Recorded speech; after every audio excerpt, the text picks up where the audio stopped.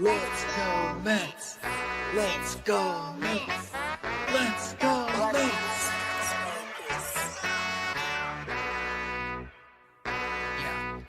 Yeah.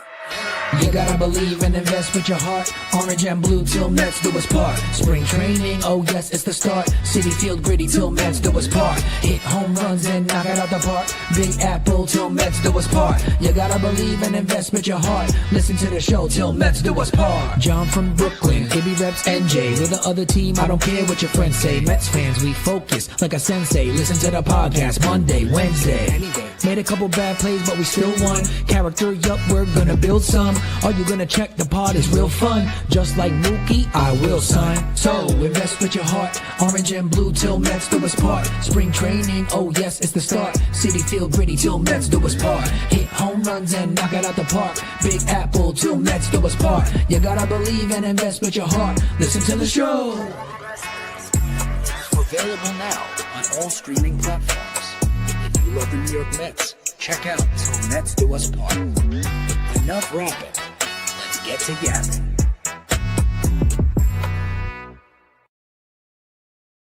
Yo, what's going on, everybody? Welcome into another episode of Til Mets Do Us Part, live on YouTube, live on Twitter, live on Substack, like we are each and every single Wednesday, usually right around 5:30 p.m. Eastern Time. John Saponaro out in North Hollywood, California, and that means my co-host, Matt Ibanez, holding things down back in New Jersey. Of course, if you haven't subscribed to the channel, you're missing out. You should go ahead and do that right now so that you can become a full-fledged participant in the show. We love everybody who watches after the fact, watches on Twitter, watches on Substack, listens later on or tomorrow morning, whatever the case may be, but you cannot comment on the live stream during the live show, which is such a big part of the show, unless you are subscribed to the channel. And speaking of those commenters, we'll give them a shout out coming up in just a moment. But first, I've got to ask my co-host, Ibby.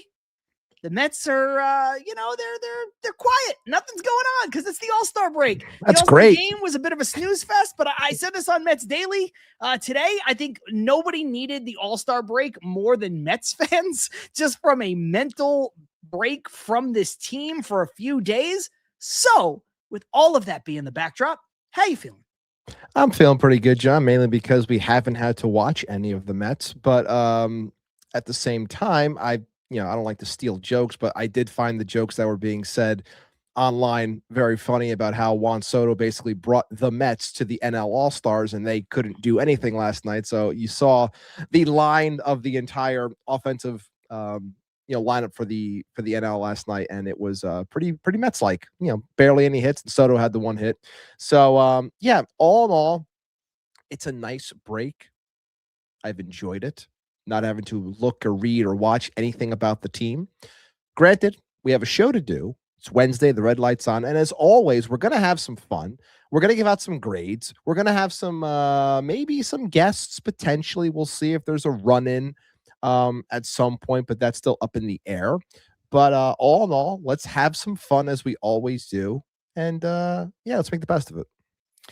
Jump into the comments really quick and shout out all the folks who are with us live, the aforementioned live commenters. Right now, 30 eyes on us. I'm sure that number will continue to grow as the show is rolling along, but we've got Lazy Mary, Tony HVAC, KP Clink, Ethan KL, Armand is amazing, Bert Toast is here with us, Brad in the house as well, a lot of familiar faces, Mike Laverty back with us. Mike's been not here for the last couple of weeks, which is all good, of course. Chrissy C is here with us as well. Who else?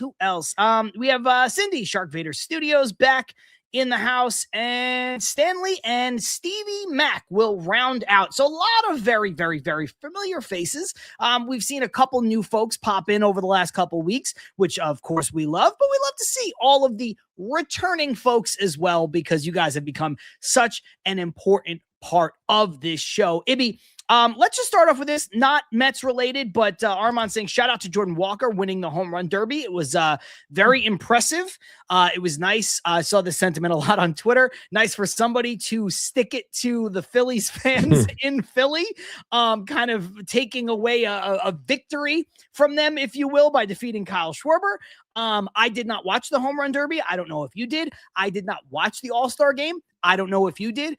I used to be really into this stuff. And listen, I am never going to say to somebody like Chris Mad Dog Russo said, those of you who are watching the All-Star game, go read a book, which is a weird sentiment. Look, more people should read more books, right? Like, I think that's just true. People should read more. I think it's important. I try to read more. I don't read as much as I used to, but I digress. I don't think you should be telling baseball fans when your entire career has been essentially based off of being a baseball personality that they should watch less games. So I would never tell people to not watch the All-Star game or the Home Run Derby if you like it. I don't care if you're 5 years old or 95 years old and any age in between. Do you? Me personally, John Saponaro and nobody else, I don't know. At some point, I just kind of stopped being interested.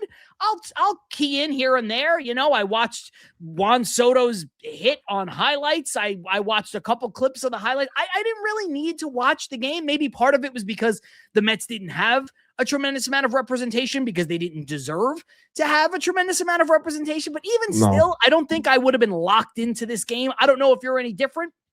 But, you know, again, if people wanted to watch it, I hope they did. I hope they enjoyed it. I hope they got something out of it. But I don't know. I don't know when it was, but just at some point, I just stopped kind of caring. And I like having this little break from the baseball season, even if the Mets are really good. The Mets won 100 games a couple of years ago, and I didn't care about the All-Star game. Not really. It's nice to take a little exhale, I think, over 162 games and 6 months of a baseball season. So I don't know where you're at with that, but definitely shout out to Jordan Walker, of course, for winning that home run derby.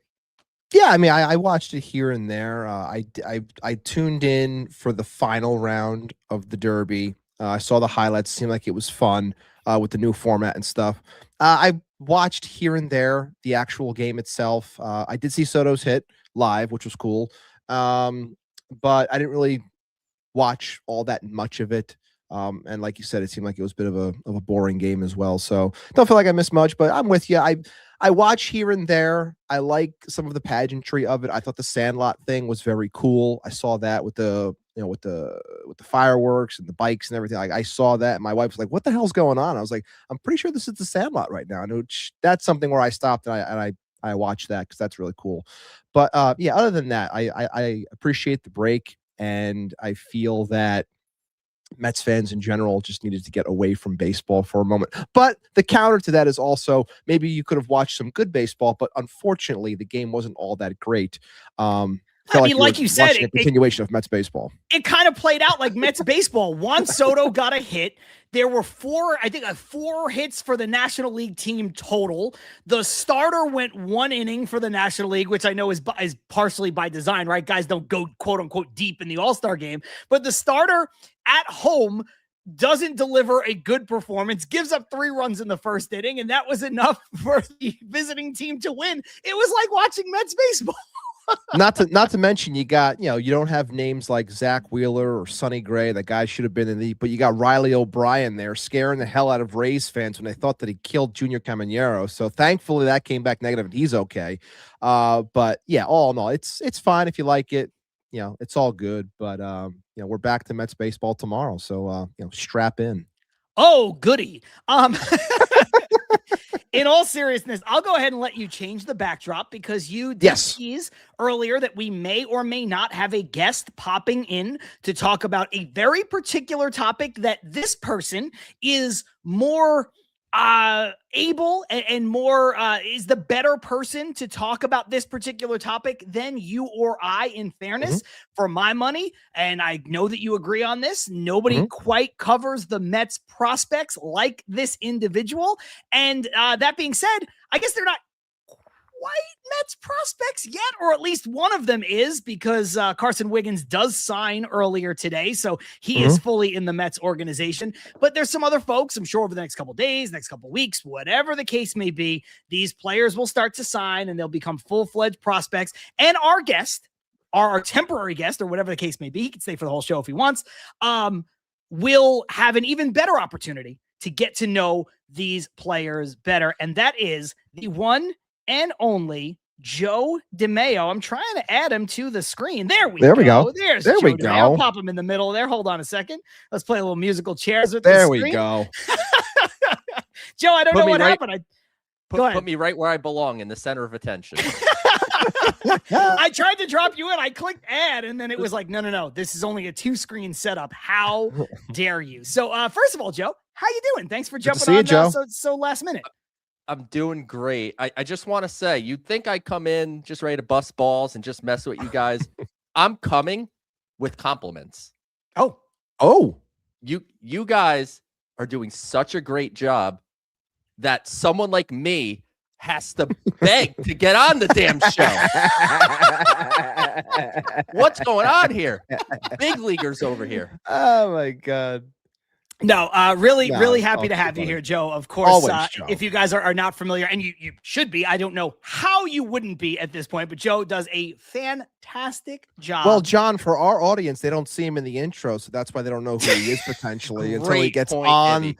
the intro. Great, this is great point. This right is the now, second. he's the Jordan. This is his 6th time on the show. And this is just another opportunity. If you don't want to go find old videos to like cut up, you got a brand new one right here. There you go. That's true. That's true. Anyway, Joe does a great job covering the Mets, not only the Mets prospects, but the Mets in general on the Mets pod. And Joe, let's get right into it with these prospects. I guess we'll start right at the top with the person who now is officially a prospect, Carson Wiggins, signing with the Mets today for the full slot value. And we can talk about that in a second because I have some thoughts there. But just the early kind of work that you've been able to do on Carson Wiggins and what type of prospect he might be, where the Mets sort of value him and obviously value him very highly to use the pick on him that they did. But just your initial thoughts on him as a prospect before we talk about, draft positioning, slot value, all of that stuff. It's electric stuff, John. And I had Mets VP of Amateur and International Scouting, Chris Gross, on the Mets pod that just dropped like an hour or so ago. So after you're done with Til Mets Do Us, go check out the Mets pod, listen to Chris Gross. He breaks down a bunch of the picks, but obviously Wiggins is the one that everybody wants to talk about. And this is a kid that, look, fastballs that sit 99 miles an hour and touch 102 with a wipeout slider, those things don't exactly grow on trees. And I talked to some scouts after the Mets took him because coming into the draft, I was obviously familiar with Carson Wiggins. I figured he'd go in the 2nd round because he's got, the injury past, obviously coming off the Tommy John, a limited innings in college. I was just like, yeah, it's great stuff, but teams don't often take that shot in the 1st round. And when the Mets pulled the trigger, I wouldn't say I was as shocked as maybe a lot of people on Twitter are, but I was moderately surprised. And then I talked to scouts outside of the Mets organization, because if you talk to people in the Mets organization, you're going to get definitely a more rosy picture. So I was like, did the Mets reach here? Like, do you think this was completely out of left field? And most of the responses I got were, no, he was probably going to go in the 30s. He was probably going to go inside the top 40 picks. One scout told me inside the top 50. So that would have been like, a little bit bigger of a reach. But look, this is incredible stuff. And Chris Gross said to me on the show today, I'll take one quote that he said was, when I say take the quote, I should actually read it. That would be really helpful.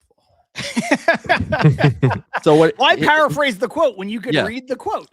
He said, the traits, athleticism, and human, a lot of it points to a frontline type of guy. If this kid went back to school, we could see him easily going in the top 5 to 10 picks. So this is high upside. There's obviously a wide range of possible outcomes. He could be a frontline starter. He could be a high leverage reliever, or the control could be too big of an issue. And when it comes to the MLB draft, I think often you see just the safe college pick where it's just like, yeah, this guy's pretty good. He's got pretty good stuff. He's a back end starter, or, he's got some decent bat to ball. He might have a chance to be an everyday player. Like, this is take your daddy hack, go for the fences, and you sign me up for that kind of thing. It's more fun for someone like me when they take a pick like this. Yeah, it's a good one from Burnt Toast. Did he say human? Yeah. I believe he's a human. I've yet to meet Carson Wiggins. That time's coming, but as far as I know, he's a human. Carson Wiggins may or may not be AI. You've heard this here first from Joe DeMayo, and no one covers Mets prospects. To be determined. than Joe DeMayo. Joe, it seems like they swung big here, not just with Wiggins, but with some of the later picks too. Like they were going talent, right? Which I know is like on the surface sounds like the dumbest thing that you could say about a draft. Like you always want to get talent, but seems the Mets went like upside really, especially in those first 3 picks with Wiggins, Robbins, and I don't know if I'm saying this. Is it like Sabdo? That's not even close. No. Sado? What is it? It's Sadeo. Sadeo. Yeah. Okay. Honestly, if you look at it after I tell you that, it kind of is as it reads. Yeah, it is. Really think about it. Yeah. Because it's SDAO, so it's basically phonetic. Yeah, sort of. Yeah, okay. So close enough. Yeah. But yeah, no, there's no question. And Aiden Robbins is a guy that the Mets really, really liked. I would say he was on the outside looking in, but he wasn't completely out of the picture at number 27. And they were surprised when he made it all the way to number 92. And what I find most interesting about him is he's a tale of 2 players in college. So he's a PA guy, started his college career at Seton Hall. First 2 years at Seton Hall, he's a hit over power guy. I hit 422 as a sophomore, only hit 12 combined home runs in 2 years at Seton Hall, but is ready to take a step to the next level and transfer portal and all that stuff that is college baseball. He transfers to Texas in between Seton Hall and Texas, makes a stop at the Cape Cod League, which is one of the more important leagues for scouts in the MLB draft process, because this is seeing these guys hit with wood. Because obviously in college, they use aluminum, and there's a massive difference between metal bats and wood bats. So he goes to the Cape, and he leads the Cape in batting average, slugging percentage, and OPS. Okay, we're checking some boxes here. Goes to Texas, becomes more of a power over hit guy, doubles his career home run total, 12 in 2 years at Seton Hall, 24 in 1 year at Texas in SEC against the best competition. But that leads to an uptick in strikeouts. But what it comes down to is I think the Mets are hoping they could find a blend of the 2 players, the Texas and the Seton Hall version of Aiden Robbins. But you're getting above average power, a chance for a hit tool.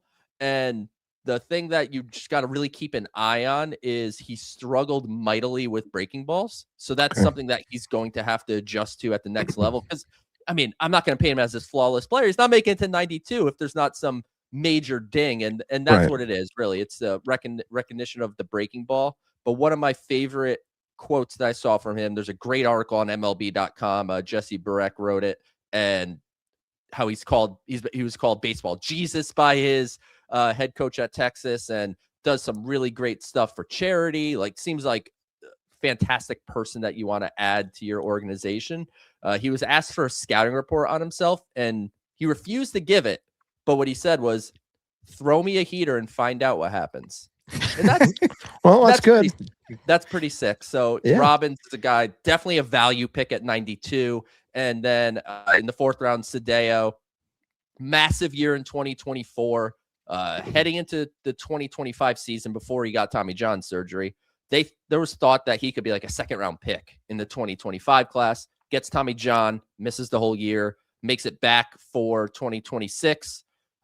Don't baseball reference the stats because it's gonna make you not happy. Yeah, ERA over 7, I believe. ERA of 7.03. But what I want to say is, in the MLB draft, especially when you're getting into these middle rounds, teams do not care what your college stats are. They're looking for tools. They're looking for traits. And Sadeo is 5-pitch mix. It was up to 96, 97 miles an hour, mostly low 90s, but up to 96, 97. And it got better as the spring wore on. So as he was moving through his recovery from Tommy John, it seemed like the stuff was getting better as the season wore on. It's a strike thrower, which is the opposite of Carson Wiggins. So a little different profile. He may not have the same upside as some of their picks, but I think this is he has all the ingredients of a big league starter. And if you want to do comps, which I don't do, but just to like relate people to something they've seen, like it could be like Zach Thornton with a little better stuff. Like, I think that's really not an outrageous way to look at it. And the Mets think that specifically with Robbins and Sadeo, they got some pretty good value on those picks. I'll jump into the comments here really quick. Lazy Mary saying, seeing guys hit with wood, pause. And then also following it up by saying, well, if you currently throw the New York Mets heaters, they cannot hit them. So that seems like a pretty good place for them to start. Ibby, before I let you jump in with a question, I have to ask Joe a very important question that I'm sure at some point will pop up in the comment section of our YouTube. And that is, but Joe, Aiden Robbins is an outfielder, and the Mets already have Soto, Ewing, and Benj. Where is he going to play, and how could this possibly work? Fire David Stearns, ? Exclamation point. Yeah, look, just kidding, of course. I just want to say that here's what I want to say. That's probably Joe's mentions nonstop. if we don't have that question, the Mets pod has that question. Let me tell you this, and I want to throw this out there for everyone that listens to this. Yeah. The MLB draft, David Stearns, his involvement in the MLB draft was probably he sat in the room when they picked Carson Wiggins, and then he left. He had nothing to do with the other picks.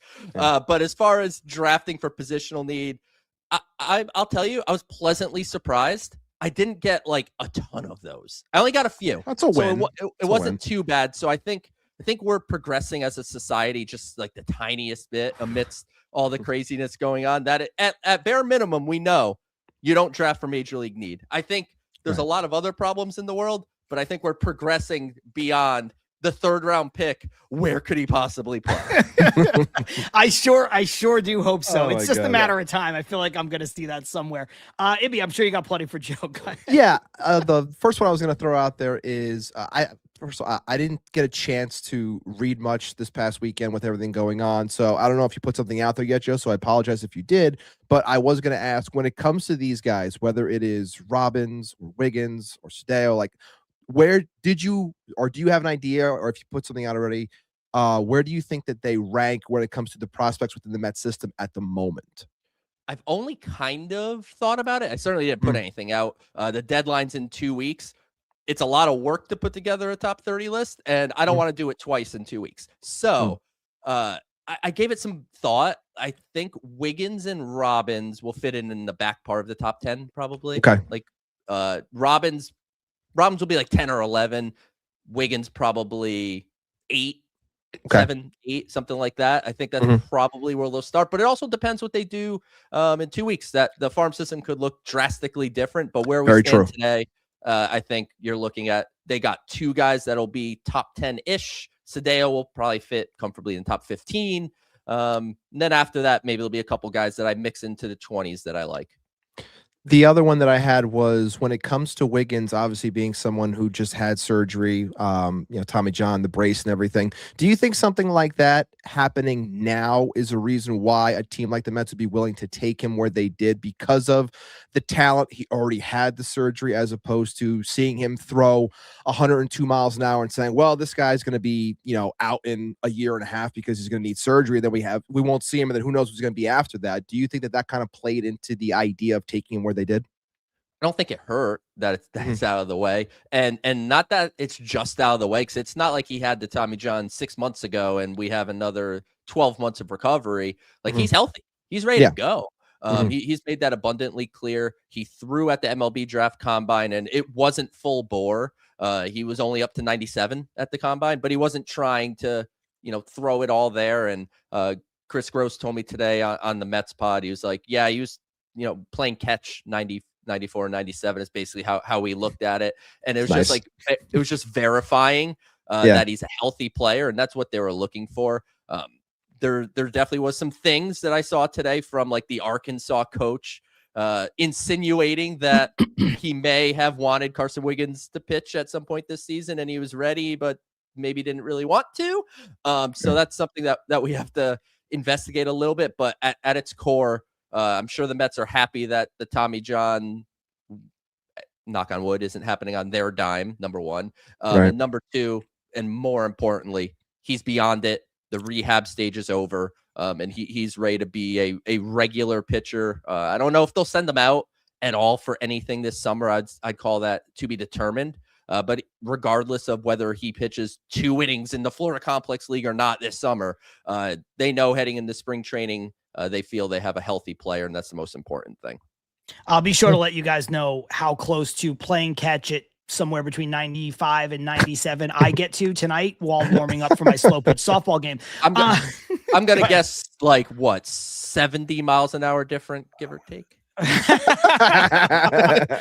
miles an hour difference? Probably not realistically, but 70 miles an hour? You're probably in the ballpark at that point.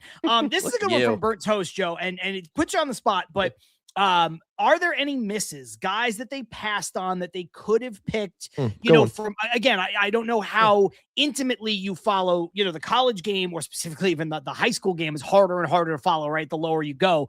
But is there anybody that jumped out at you where you're like, man, I don't know, that could have been better value, or whatever the case may be? I very much follow the college game. The high school game, I just ask people. So that's great. I can watch highlights, and like I have a novice level of like pitching and hitting mechanics understanding. So I could watch video and like say that makes sense or that doesn't. But largely I lean on people for especially high school, but college is just so readily available. Honestly, a pitcher that I was really, really, really high on is the guy the Yankees took, Hunter Dietz. That's who I wanted at number 27. But the Mets like the other Arkansas guy that didn't pitch this year instead of the Arkansas guy that did pitch this year.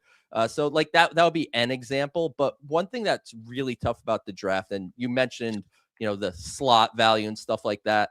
One thing that really impacted the Mets this year, it did it last year as well, but what really hinders kind of their flexibility, which is really what the draft is about in the current format, and we'll see what it is in the next CBA, when their first pick drops 10 spots. So they should have been picking 17, not 27. That takes you into a different tier of player.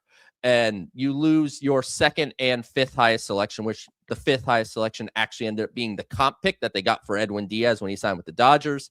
But either way, you're down a 2 and a 4, essentially. I did the math, like roughly in slot value. The Mets lost like almost $3.5 million worth of slot value between those penalties. And their total pool, 6.8 million, give or take. And they can use 5% overage and only get a financial penalty. So let's just call it $7 million that they have to spend on an entire draft class. And Carson Wiggins getting full slot, which you said you want to talk about, we can in a minute, but he gets basically like 3.4 million. Essentially, you see a lot of teams, because of the pools they have, they can sign 2 to 3 first round type of guys. The Mets, essentially, if they got 2 first round type of bonuses, that's your pool. That's your draft. There's nothing else you could do. So their limited flexibility, I think, kind of required them to operate the way they did. But I would agree with what you said earlier, John, that despite drafting heavy college, I think they got like a handful of guys with untapped potential that this Mets pitching development system, from what I'm told, very, very excited to get. Let's talk about the slot value then, because again, and I am not a MLB prospect guy. I'm not a huge draft guy. So again, I'm going to defer to you on this, but it is sort of a closed ecosystem, right? Because teams have X amount of dollars that they can spend. You already went into it. The Mets basically had $7 million to play with. You have to love the talent, of course, when you're drafting any of these guys. That's a big part of it. But sometimes what you can do, or what you do with one draft pick, may beget what you do later on in terms of signability. And I think from a bird's eye view and things that I've read and stuff like that, when you look at where they went with Wiggins to then going Robbins with their second pick, it seemed like conventional wisdom was maybe Wiggins is under slot, maybe Robbins is over slot, and that's where you kind of do the balancing game and then go through the rest of your picks. Now that he signs for exactly slot, where do you think this leaves the Mets, and are you surprised by that? And, just kind of the fallout or the trickle-down effect from that? So my initial reaction was similar to yours, and that was without any information, talking to anyone, just like they made those picks. Okay, makes perfect sense to me. Wiggins, theoretically, and we could get into the public rankings thing, and I am somebody that does public rankings, so certainly no offense to people that do public rankings, but public rankings are not necessarily indicative of what the sport or the industry thinks about a player. For example, Wiggins, I believe MLB Pipeline had him number 88 in their top whatever, and Baseball America had him 109, something like that. But I think some outlets further back than that. Yeah, for sure. Like, I think Fangraphs was lower on him as well, and maybe Baseball Prospectus. But I talked to scouts, and I believe them that this is where he would have gone, regardless of what I think, you think, Ibby thinks, or anyone thinks. So one thing that played into the hands of Carson Wiggins is he's a draft eligible sophomore. So he had 2 years of eligibility left, which means he actually has some real leverage, which in a MLB draft that is lacking in leverage, go look at what the Atlanta Braves did. And it should be criminal, but that's a different conversation for a different day, that they give 3 guys that they draft inside the top 10 rounds $500 to sign. Not 500,000, not 5,000, $500, where they can't even probably take their mother out to dinner on their signing bonus.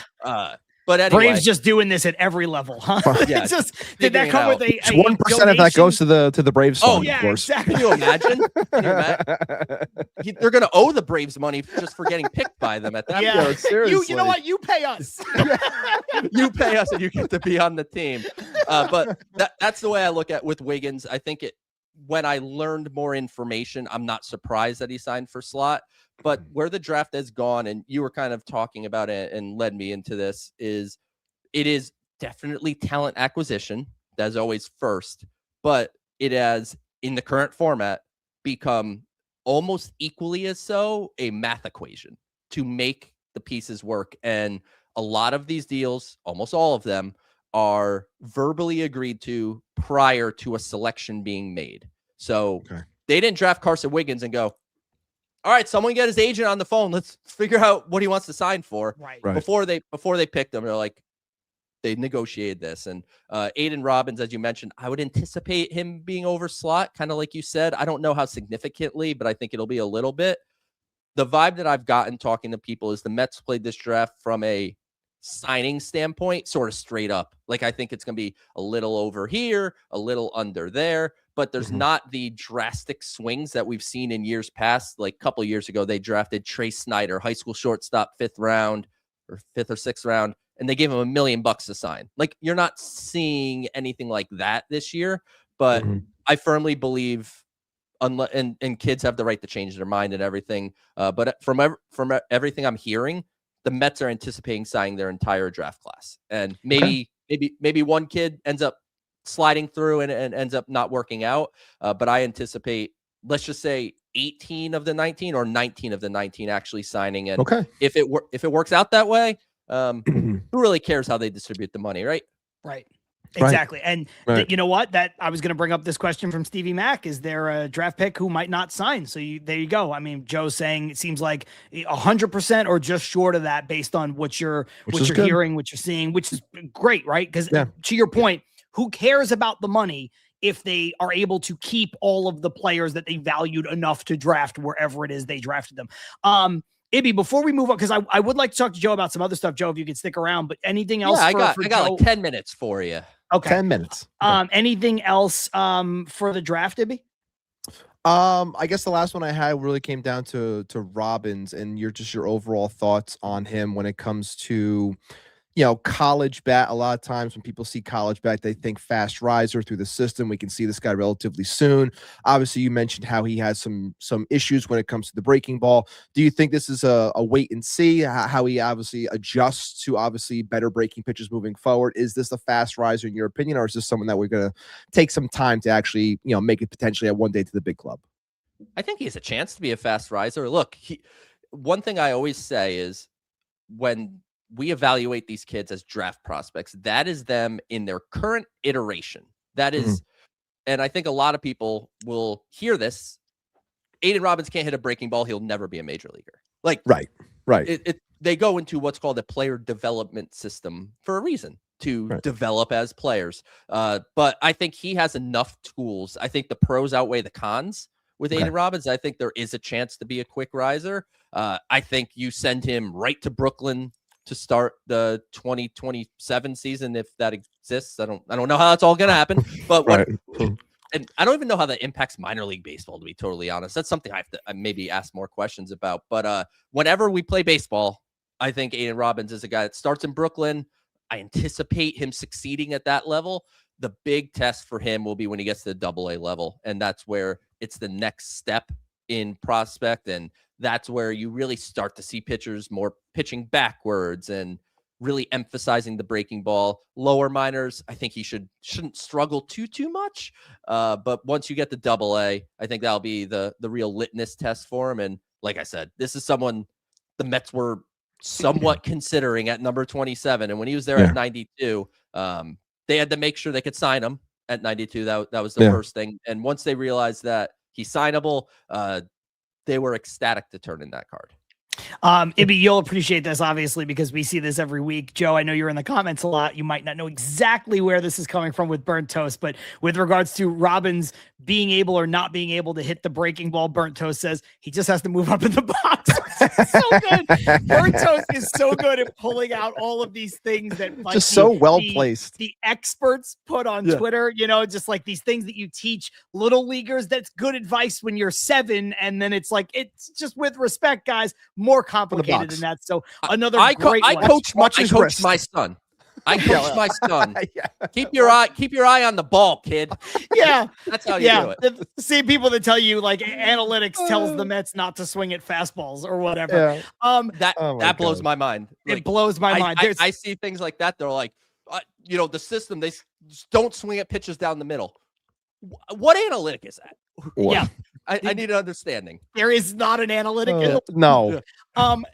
Joe, in a nutshell, because I do have one more. I want to give you the last word on Francisco Lindor, which is totally outside of this.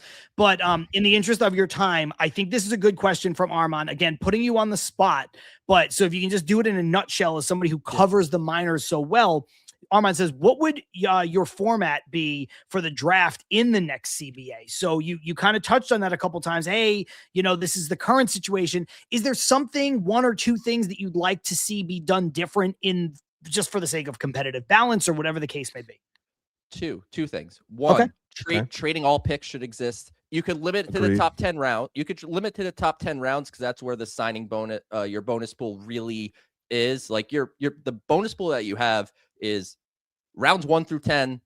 The sum of each of those picks slot value is your bonus pool. And then after round 10, anything that you pay above $150,000 counts towards your pool. So trading all picks within the top 10 rounds, that'll be number 1 on my list. And number 2, this is incredibly anti-player. And I am 99% pro player in everything. But the way the draft is set up, as I mentioned, it's going away from just talent acquisition and almost becoming a math equation.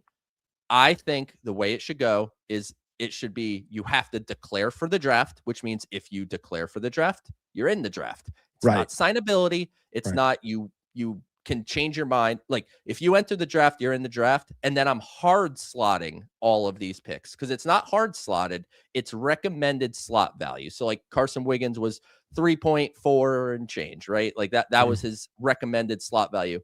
If the Mets could have gotten the sign for $2.5 million, okay, or 3, or if they went over slot, whatever the case may be, you could do that. I would hard slot it because I think that is where the draft becomes true.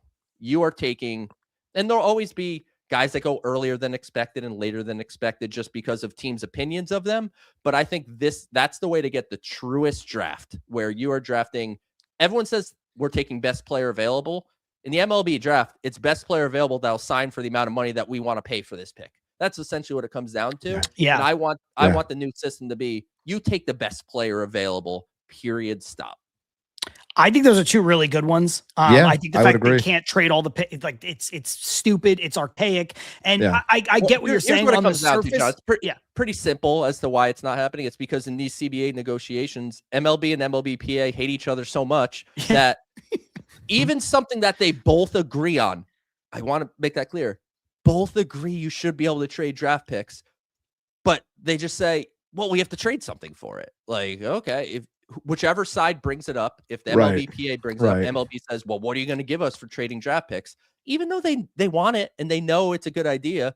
But that's a off-season conversation because there's a lot of lockout stuff that I think we're going to have to get to navigate this winter. Yes, there's a lot of MLB cutting off their nose to spite their face, or as Ain't I like that to say, the truth? looking for love in all the wrong places. But I like both of those, and I understand why you position the second point the way you did. I don't think it's, to be fair, I don't think it's as anti-player as you set it up for, just because, again, it really does level out the playing field in a way that makes so much sense, where you can't start doing this math equation and it becomes really just about talent and ability and where picks are and all of that. So before we let you go, there's been too much conversation about Francisco Lindor being traded. Wherever you want to take this conversation, get this bum out of here. Whether it's Mike Francesa just kind of musing, I guess, whether it's now, beat writers who feel the responsibility to address it, even though there are no rumors, real substantiated rumors, like Ken Rosenthal said. But now they feel like they have to at least comment on it or opine on it. You've got fans that are somehow split on this player as if he's not the best shortstop that this team has ever had. I understand he's a little bit older. I understand Father Time is undefeated and blah, blah, blah, blah, blah, blah, blah. But I have maintained, and Ibby agrees, you can't, they won't, and they shouldn't trade Francisco Lindor. So I'm sure you've talked about this plenty on your show, but I hate that we have to talk about it, but it's such a hot topic right now. I want you to tell our viewers and listeners the Joe DeMayo stance on the absurdity of trading Francisco Lindor. So one thing that I want to bring up here is you are not allowed to say that the Mets should not have traded Brandon Nimmo because you don't worry about the decline in a long-term deal, but then also in the same breath say you have to trade Francisco Lindor, who is by far a better player, by the way, and because he's going to be approaching decline. Like you can't have both of those. When it comes to trading Lindor, I'm with you. You certainly can't do it now. Let's just put it that way. He has absolutely no trade value where we stand here. I shouldn't say no trade value, but very low trade value here on July 15th, even if you wanted to. With that said, I don't hang up the phone on almost anything. So if someone calls in the offseason and they want to pay what prime Francisco Lindor is worth, I'm willing to at least listen. But here's the reality. But here's the reality, guys. Do we want this team to have a chance to win in Juan Soto's prime? I think so. Yes. Do we want this team to not put up a year like this? Like you guys, you do a weekly show. I do a weekly show. It hasn't been easy to do a show about this Mets team for the last month and a half. No. It's going to get like the next 3 weeks. We're buying some serious time because we have rumors and then we have trades and then we have recaps of the trades. So like we're mapping through a season. Yeah. I don't want this season to happen again. In order for that to occur, you got to have Francisco Lindor on the roster. If you trade him, and again, you're not getting, I think, what you would really want for him. No, there is nobody to play shortstop for this team. No Zero one in the people. minor leagues. Nobody. No one coming anytime soon. There's no one to go get. Here's what you do. I think Steve Cohen said it, and we could debate whether he should have or shouldn't have. It's one of those, it's double-edged sword, right? Where it's, we want these people to be honest until they're honest, and then we're not mad that they told us exactly the truth. Like, we all knew that Lindor and Soto had an issue last year. We've been talking about it for a freaking calendar year. Steve Cohen says it, and then people are like, he shouldn't have said that. Now, like, everyone knew what, get the program. But it seems like things are better. I'm not going to say they're best friends, but it seems like things are better. I think they can coexist as teammates. And I think if they start winning baseball games, you're going to see a different vibe out of those guys together. And I want my team in 2027. I want Juan Soto in left field. I want AJ Ewing in center field. I want Carson Bench in right field. I want Francisco Lindor at shortstop. I prefer to keep the catchers as they are, but I can be I could be convinced to do something different there, but I prefer to keep the catchers as they are. I agree. Outside of that, okay, you got some work to do. Like, what's Jorge Polanco's role? I hope it's like DH, and I hope we give up on the first base thing of it all, and we could get a real first baseman. Second base, up in the air. Marcus Semion's under contract. I wouldn't completely rule out that he plays second base for the 2027 Mets. Like, I don't think it's as easy as, well, Marcus Semien sucks. Get rid of him. Contract's done. Like, I don't know if it's that simple. And I heard you guys, I don't know if it was last week or a week before, talk about Bo Bichette. And I very much want Bo Bichette back with the Mets. Agreed. I do too. So, Agreed. So would you, Joe, let me ask you a question. I'm sorry if you have to go, just tell me to shut up. No, we're good. I'm ranting, so we're good. If Bo Bichette were to opt out, which right now, who knows, right? The free agency value is going to be really high because he's the top bat, but also he hasn't had a banner year. But we get to the end, this might be a situation where you look back and you're like, actually, the numbers aren't that bad, all things considered. It was a bad 6 weeks, whatever. If he were to opt out, would you entertain, given everything that Cohen talked about with the nature of some of these contracts and having to revisit what they're doing because it doesn't match on paper with the real world expectations sometimes, playing in New York, things like that, would you be for them giving Bichette some semblance of a long-term deal? I don't want to put a number on it because I don't think that's fair and I don't think it's accurate, but would you be okay with that? Because I would be. I think he's, of the people they can get for just money, I think he's the perfect person to pair with Juan Soto moving forward. Right age, right kind of hitter, right-handedness across the board. 100%. And frankly, that to me is the better solution. I don't want to be in a situation where we're talking the offseason and Bo Bichette opted into his contract. Because you know what that means? Bo Bichette had a pretty crappy second half probably, and he didn't build off that time. I want him to excel in the second half. Yes, I want a very high draft pick next year, but I want Bo Bichette to play good baseball. I still want to see good baseball because I'm going to watch every day anyway. So I might as well get some good baseball. But I want Bo to excel. I want him to opt out.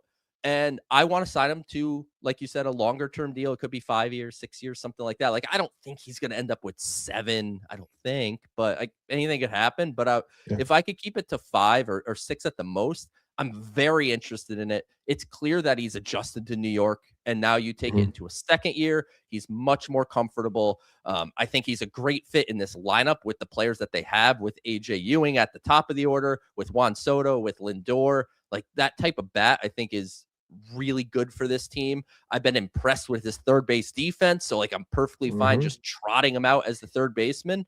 And if you're going to sign him for long term, it's not really all that different from the Alex Bregman situation from last year, where he signed I think it was almost exact money as Bo. It was like 3 years, 120, because it was like 40 a year with opt-outs. He opted out, and I want to say he signed, was it 5 or 6 years with the Cubs at like 30 or low 30s per year.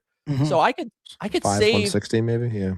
Yeah. So I could save $10 million a year on Bo Bichette and keep him longer. And that 10 million could replace Luke Weaver, who I might be trading in the next 2 weeks.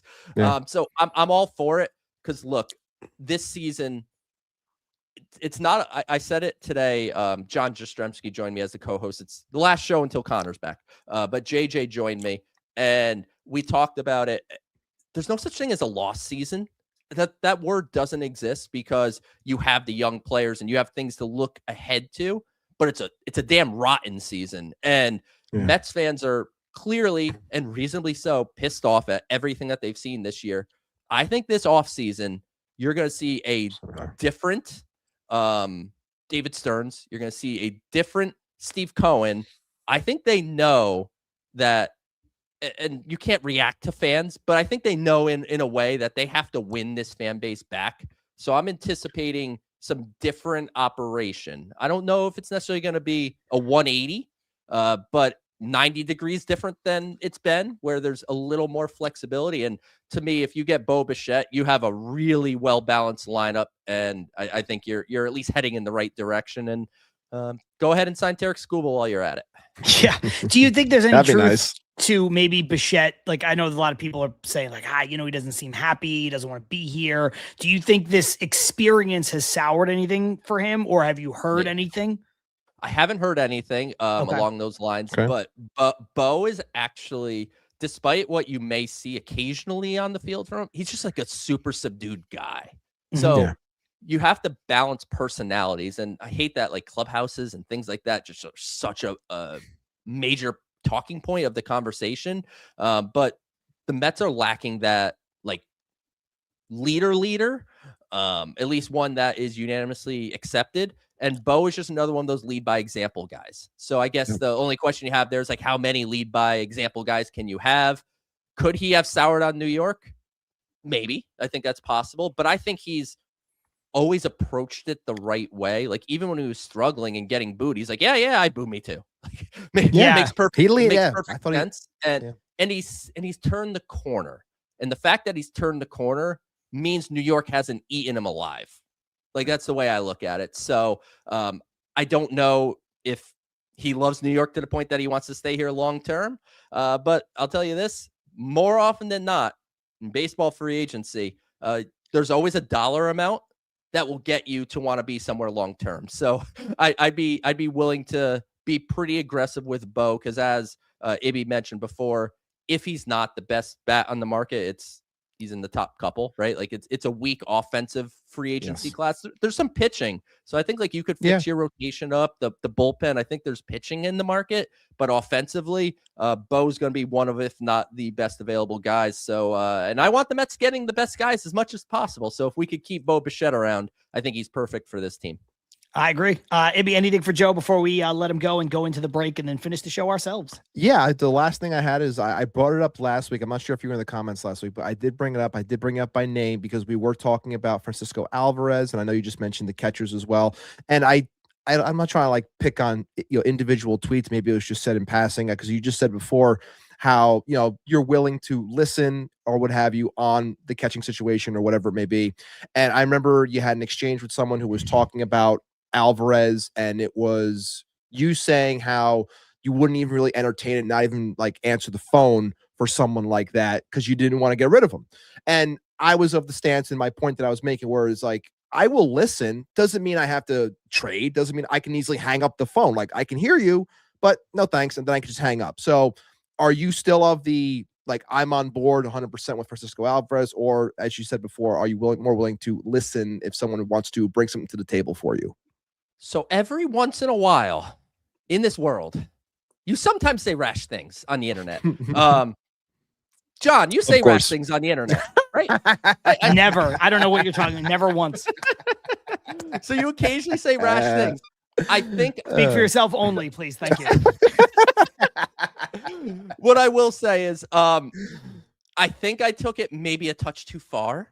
But I am very, very in favor of Francisco Alvarez being the catcher here, because I think from a catching standpoint, the Mets have one of the stronger catching duos in the sport, despite Alvarez not living up to his potential, which, again, there's a difference between meeting your upside and being a bust, or like it drives me crazy when he is lumped with Brett Beatty and Mark Vientos.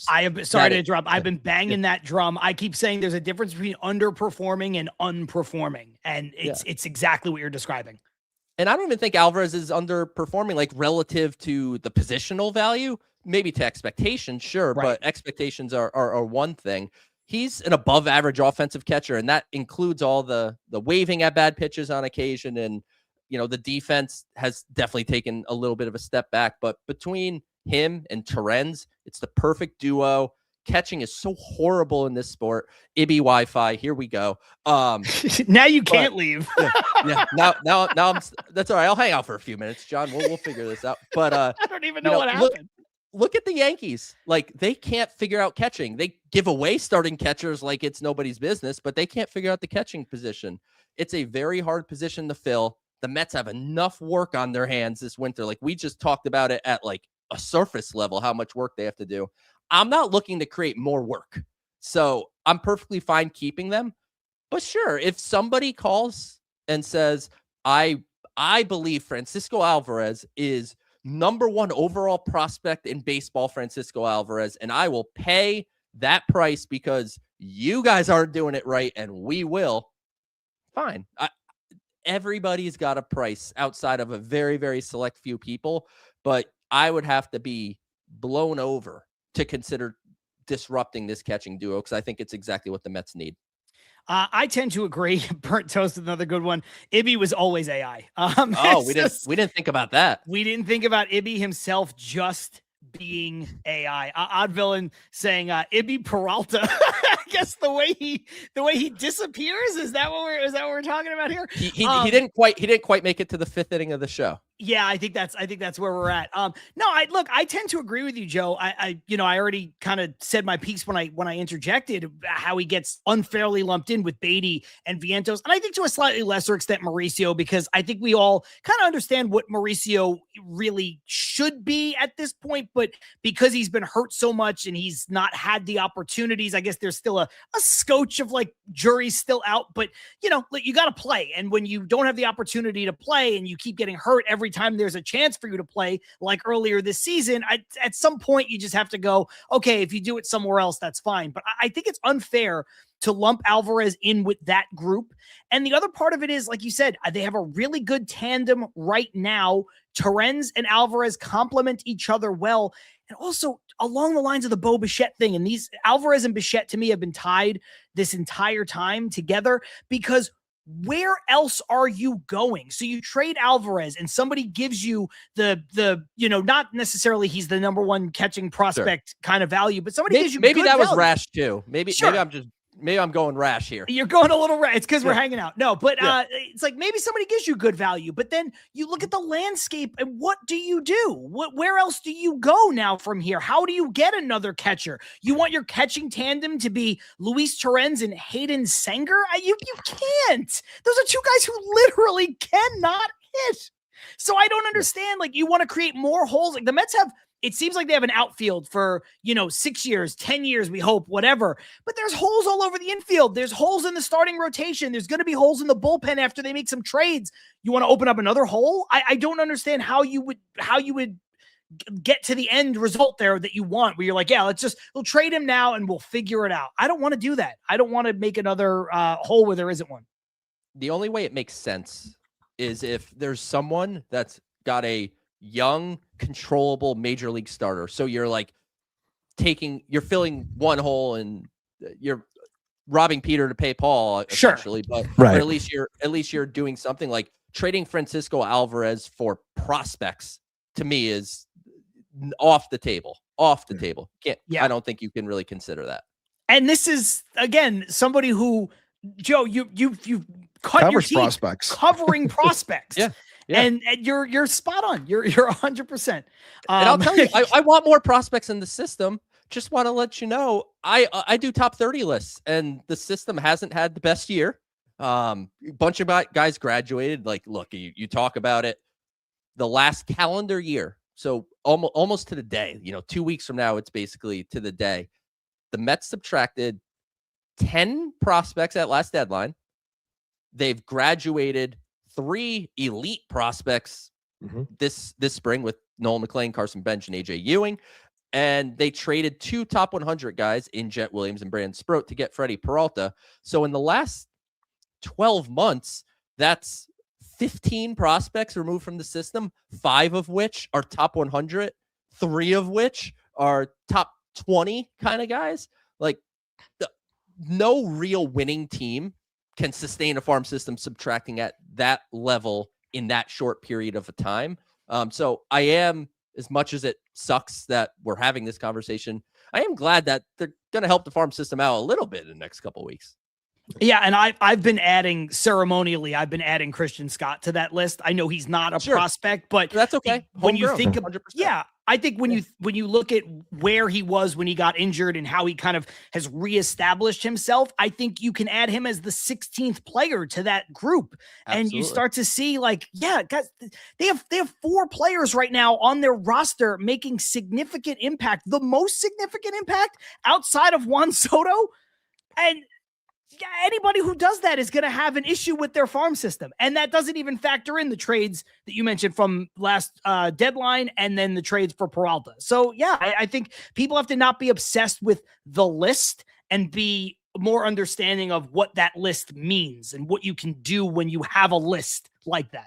Well, I would love if everyone obsessively read my list when I put it out, just like all the time. And they day. should. Just read it. Yeah, just clicks and all that. They stuff. should. So, but to your point, yeah, 100%. It's not just about the list itself. It's about what it means, where the farm system is, where it's going, where player development is, and obviously there's been some suboptimal years. Like Jonah Tong obviously has taken a little bit of step back. Jack Wenninger hasn't taken a step forward. A guy like Jonathan Santucci is taking a step forward. But when people act like the Mets player development system has an issue, I push back on that, because the only real change that happened within the confines specifically of the player development staff is Jeff Albert went from down there to up here.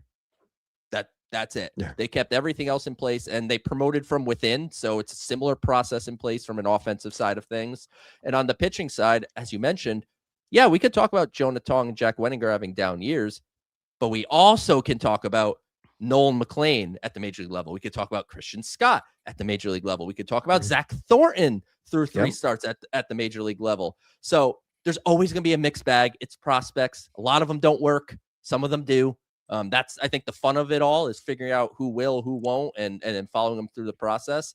But I think from a player development standpoint, the Mets are still very sound. I still think, especially on the pitching side, they have one of the best pitching development staffs under Eric Jagers. And getting a guy like Carson Wiggins, to circle back to the beginning of the show, getting a guy like Carson Wiggins in their hands, getting a guy like Shane Sadeo in their hands, getting a guy like Liam McNeely in the 5th round in their hands, who very, very, very quickly on him.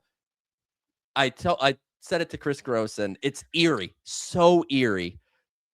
5th round, reliever, University of Florida, slider, fastball, kind of a changeup. That's the scouting report of Luke McNeely, who's going to be converted to a starter in the Mets organization. If you want to circle back to 2021, that was the scouting report I gave you on Christian Scott. Same school, same round, same role, writing this down, same everything. Yeah. I'm not comparing him to Christian Scott because I don't do comps. Doesn't do comps. No comps. No comps. Okay, we don't do comps. We don't do comps. Okay. But it's just one of those things. Like, I think this pitching development system it's going to turn it around. And Jonah Tong and Jack Wenninger, the story isn't over on them either. Player development, it's not linear. It's not like it's just constantly an upright arrow. There's some downs, there's some ups. So yeah, we're going to see how it goes, but I just wanted to make sure I threw it out there, because what I like to do is, every chance I get, I see everything on Twitter. I just want people to know I see everything. So I like to address things that maybe are not accurately portrayed. So that's something that I felt like I had to say. There you go. Joe, thank you so much for jumping on the show in sort of an impromptu manner and giving us a ton of time. And like Lazy Mary says, Joe said 10 minutes, 25 minutes ago. He likes us. We kept Joe here against his will. Part of it was because Ibby just disappeared, which was it's a storm. Insane. I'm sorry. I apologize. There was a storm. I thought, listen, between Connor being out for weeks, Ibby disappearing, I thought me and Joe were just starting a new show. I thought it was the genesis of a new show that was neither Til Mets Do Us Part, neither the Mets Pod, but some weird amalgamation of the two. Well, Joe, guys, thank you. And next time, I'm not asking to come on. So just take that into consideration. Number 7, we will make sure we ask you to join us. Okay. Don't you worry. Yes, and somehow I'm going to have to go back in and re-edit the video or whatever it is, because I think now at this point, Joe has worked his way in. Have you ever used a thing called YouTube? Like, you can figure out how to edit a video, just YouTube it. I edited the original video. I've just been really what lazy. the hell's the problem? Because I don't have the original file anymore, and I don't want to start from scratch. Oh, yeah. Oh. It's a whole thing. Anyway. It's a whole thing. But all right, guys, we will talk very soon. Glad to do it, and I'll be in the comments next week. Thank you so much, Joe. That is the one and only Joe DeMeo, a.k.a. PSL2 Flushing, and, of course, co-host of the Mets Pod, which is a wonderful, wonderful show. Him and Connor do a fantastic job. We'll get this sorted here in a second. I think I have to change it to like this or this. We're figuring this out in real time. There we go. Boom. There we go. Got it. We could have did that during the break, but you know what? We're all about transparency here on Til Mets Do Us Part. Ibby, now that you're back, I think it's a perfect time. We're just over an hour. Let's go Let's do into it. the break. Let's come back. We've been not ignoring comments, but obviously we're talking to Joe. We're trying to get to as many as we can. We're starring I've some. been starring. Yeah, we've been starring comments along the way. So we'll go into the break. Don't go anywhere. We'll reset. We'll come back. We'll do the safe and all that stuff, and we'll get back to your comments. John Saponaro, Matt Ibanez. He's back with us. Don't worry. Till Mets Do Us Part. Live on YouTube, live on Twitter, live on Substack. We'll be right back.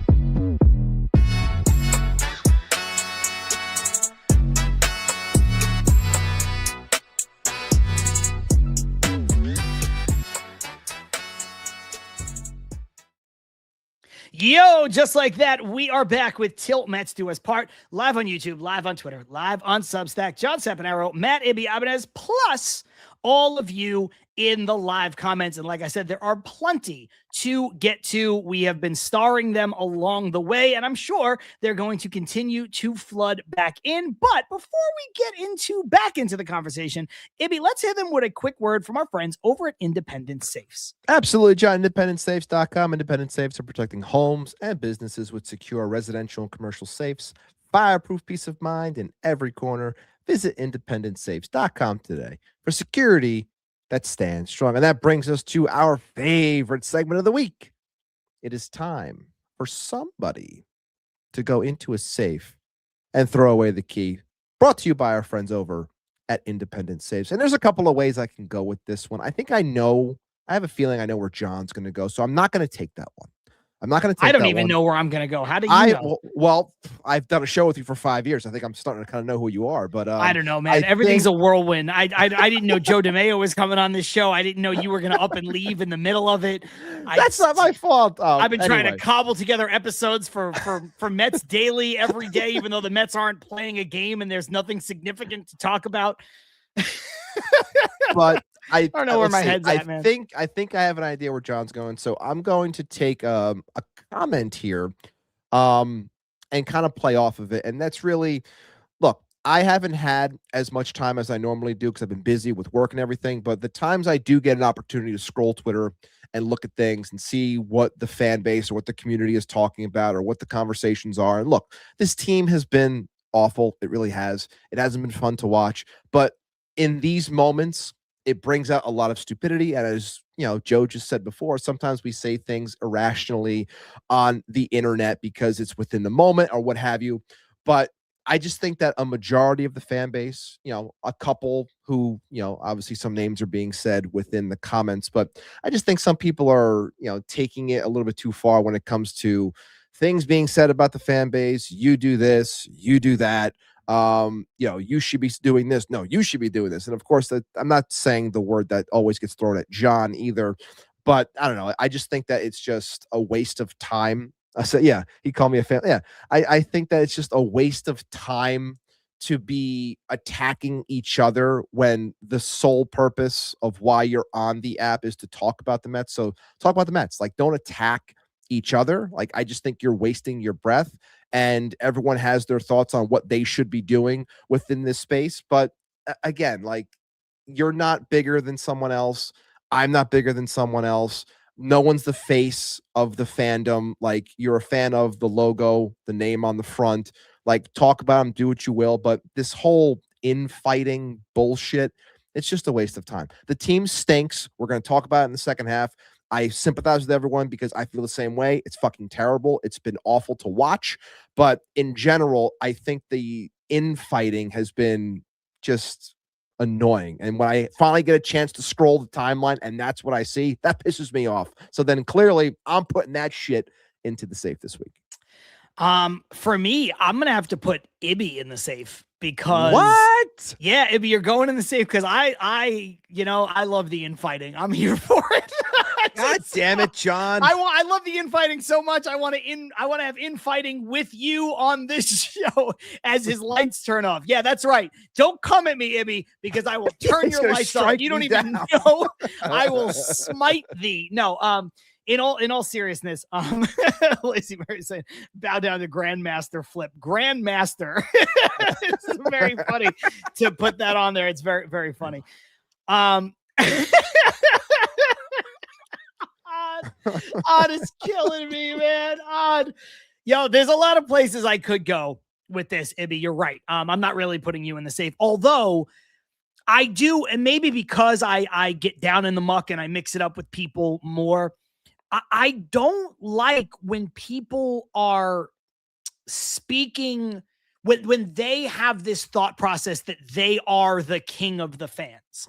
Right. I was just saying, I don't appreciate that. That's my issue. And that's honestly why when people tell me like, oh, I actually said this on one of my replies today on Twitter. Like, dude, I'm not trying to fan police anybody. People are like, John, you're fan police. John, you're too mean. John, you're the, and it's like, some people just need to be called out. They say insane stuff. You can think whatever you want. You put it out there, we can react to it. There are those people though, that they seem to, how do I put this? They speak for the fandom. I don't think that I speak for the fandom. If I'm telling somebody like, hey, I think this is off base, I think this is dumb, or whatever word I want to use, I'm speaking as me. I am not saying that John Saponaro is the representative for all Mets fans. I don't even think that I'm the representative for this show. I don't think I'm the representative for anybody who watches this show. I'm not the representative for Matt Ibanez. I am the representative for me. My opinions, my thoughts are my own. But and I can understand how people will say that's no different than the people that I'm trying to take to task here that I want to put in the safe. But Ibby, I think you and I understand the difference. There are just some folks that are like, they just, I don't know, man. It's not even through what they're saying specifically, but it's how they are choosing to interact, that it just feels like they are king of the fans, king of the Mets fans. Yeah. And I don't know, man. Where are you coming from with this? That, I guess that's all I'll say. I don't want to say anymore. And maybe I'm, Ibby is the representative for this show. We know that. Thanks, Joe. That's true. I do love, there's a lot of shout out Master Flip, Funk Master Flip, Fan Master Flip. It's just like, there's just so many of these. Odd villain. Yeah, Flip is bugging. Love you though. Yeah, it's Flip is no, it's all jokes. It's fine, but yeah, I don't know. There's just a lot of Flip flops a lot. I see where you guys are going with this. At Lazy Mary, DeMayo was like, I can give you 10 minutes because I get back in the comment section. That's a good one, man. That's a good one. So anyway, look, I don't want to spend any more time on in the safe because we have a lot more other stuff to discuss. But there is just this, I don't know. Ibby, I guess there's, how do I put this? There is a arrogance that a lot of folks on Twitter assign to me that I feel like other people are actually doing, and they don't get the heat that I get. And maybe that's a little too personal. You're very abrasive, John. I am very abrasive. I understand that. I'm a hater. You're very abrasive. Anyway, so there's a lot of, I want to catch up with some of these comments because they're just hilarious. Burnt Toast, Joe, do college hot dogs like Gelbs. Joe following college baseball. Do the hot dogs. Odd Villain saying that our show, me and Joe, should have been called Two Italians Yelling at the Mets. I think that's it's pretty fair. Odd Villain also saying, Stearns, you still sleep with your moms.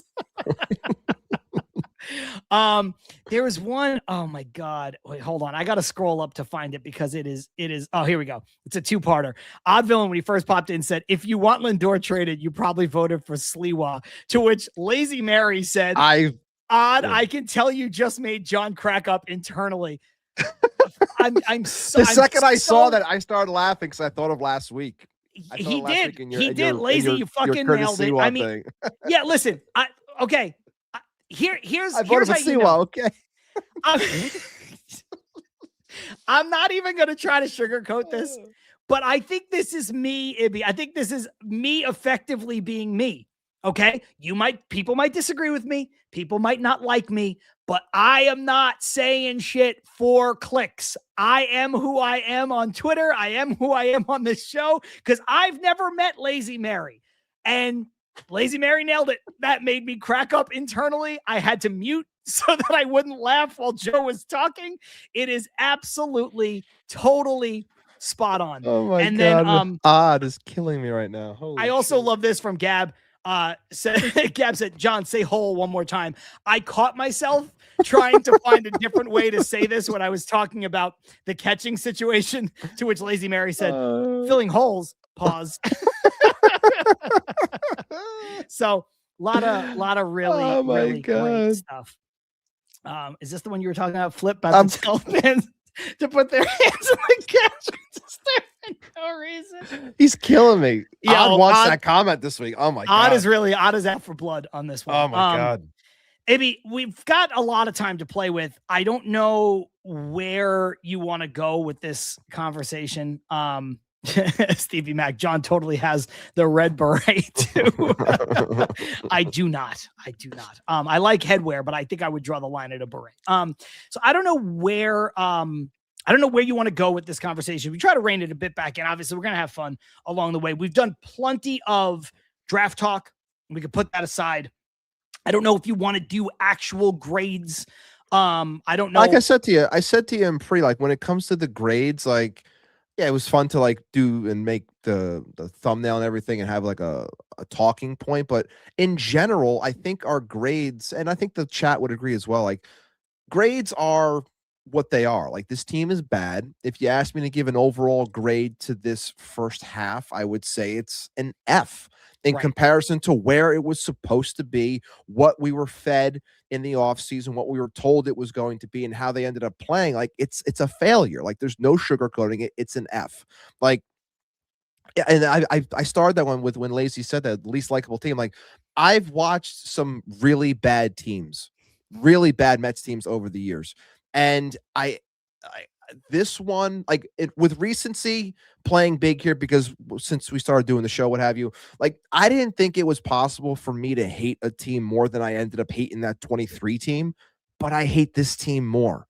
I do. I hate this team a lot more than I did that 23 team. And that 23 team sold, and I believe this 26 team is going to sell as well. But in general, with the thought process of the projections of what they thought it was going to be, 90 plus wins potentially, they were at 92.5, I think, when it came to over under. Like it's bad. It's fucking terrible. And I give Fs across the board: offense, pitching, defense, run prevention. We're second in the league when it comes to errors. Like all of that shit, it's just piled on. And it's awful. Have there been some bright spots? Yes. Juan Soto has been fantastic. Carson Bench, the growth of him has been awesome to watch. AJ Ewing coming up and taking up the fact that, Luis Robert hasn't been able to do anything for this team and ends up being a bust, and will he get traded? Who knows? But AJ Ewing, that is an awesome story. Some things with the pitching, the progression of Christian Scott coming back. Yes, maybe C+, B-. Nolan McLean has his bumps in the road, but he comes back to normal and becomes somewhat of a bulldog for this team. Solid B+, what have you. Like it's some good, but overall it's an F. So I'll let you take it however you want to talk about this first half. But for me, when it came to the grades, I was always going to go overarching because it was a simple one, and overall it's been a failure. I think that's a really good way to take this conversation because, again, difference with this show, taking a macro view weekly versus what I do on Mets Daily, a little bit more micro approach. I did a show that was just all about grades, and shout out Carson, Mets Weekly. I was debating how to cut off who I was grading and who I wasn't. And I shouted him out on the show as well on Mets Daily because I took his line of demarcation, which is arbitrary, but I thought it was a good one, where he said 20 games played for position players, 10 games for pitchers, because that's a good way to encapsulate. Because if you start off with Well, what about the Mets opening day roster? Well, then you don't get to grade AJ Ewing, but you get to grade Luis Robert Jr. Like, that doesn't seem to make sense. That doesn't seem to be fair. You don't get to grade Christian Scott, And so as I was going through and doing the position groups and following the same thought process that Carson did, I found what you're describing, which is there is no real value in individual player grades when the failure is this epic. Is Juan Soto an A+? Yeah, he's Juan Soto. Has Luke Weaver been a surprising A+? Yeah. Yeah. Yes. Great. That's two guys.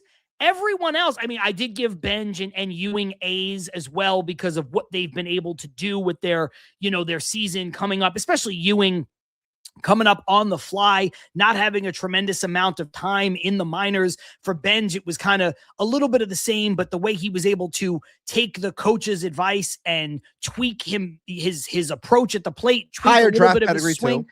Yeah, exactly. Yeah. Those guys have been great, but after that, I don't really care. And your point on McClain, your point on Scott is true, but listen, it doesn't matter if Bo Bichette has a C+ or a B- or a D because the team is an F. It doesn't matter if you want to say, well, Lindor missed, whatever. He's only played in 40 games and that's an incomplete. Listen, I love Lindor and we spent time defending him, time that we shouldn't have to spend defending him, but the team is an F. So it doesn't matter. And that's, I think, the best way to look at this.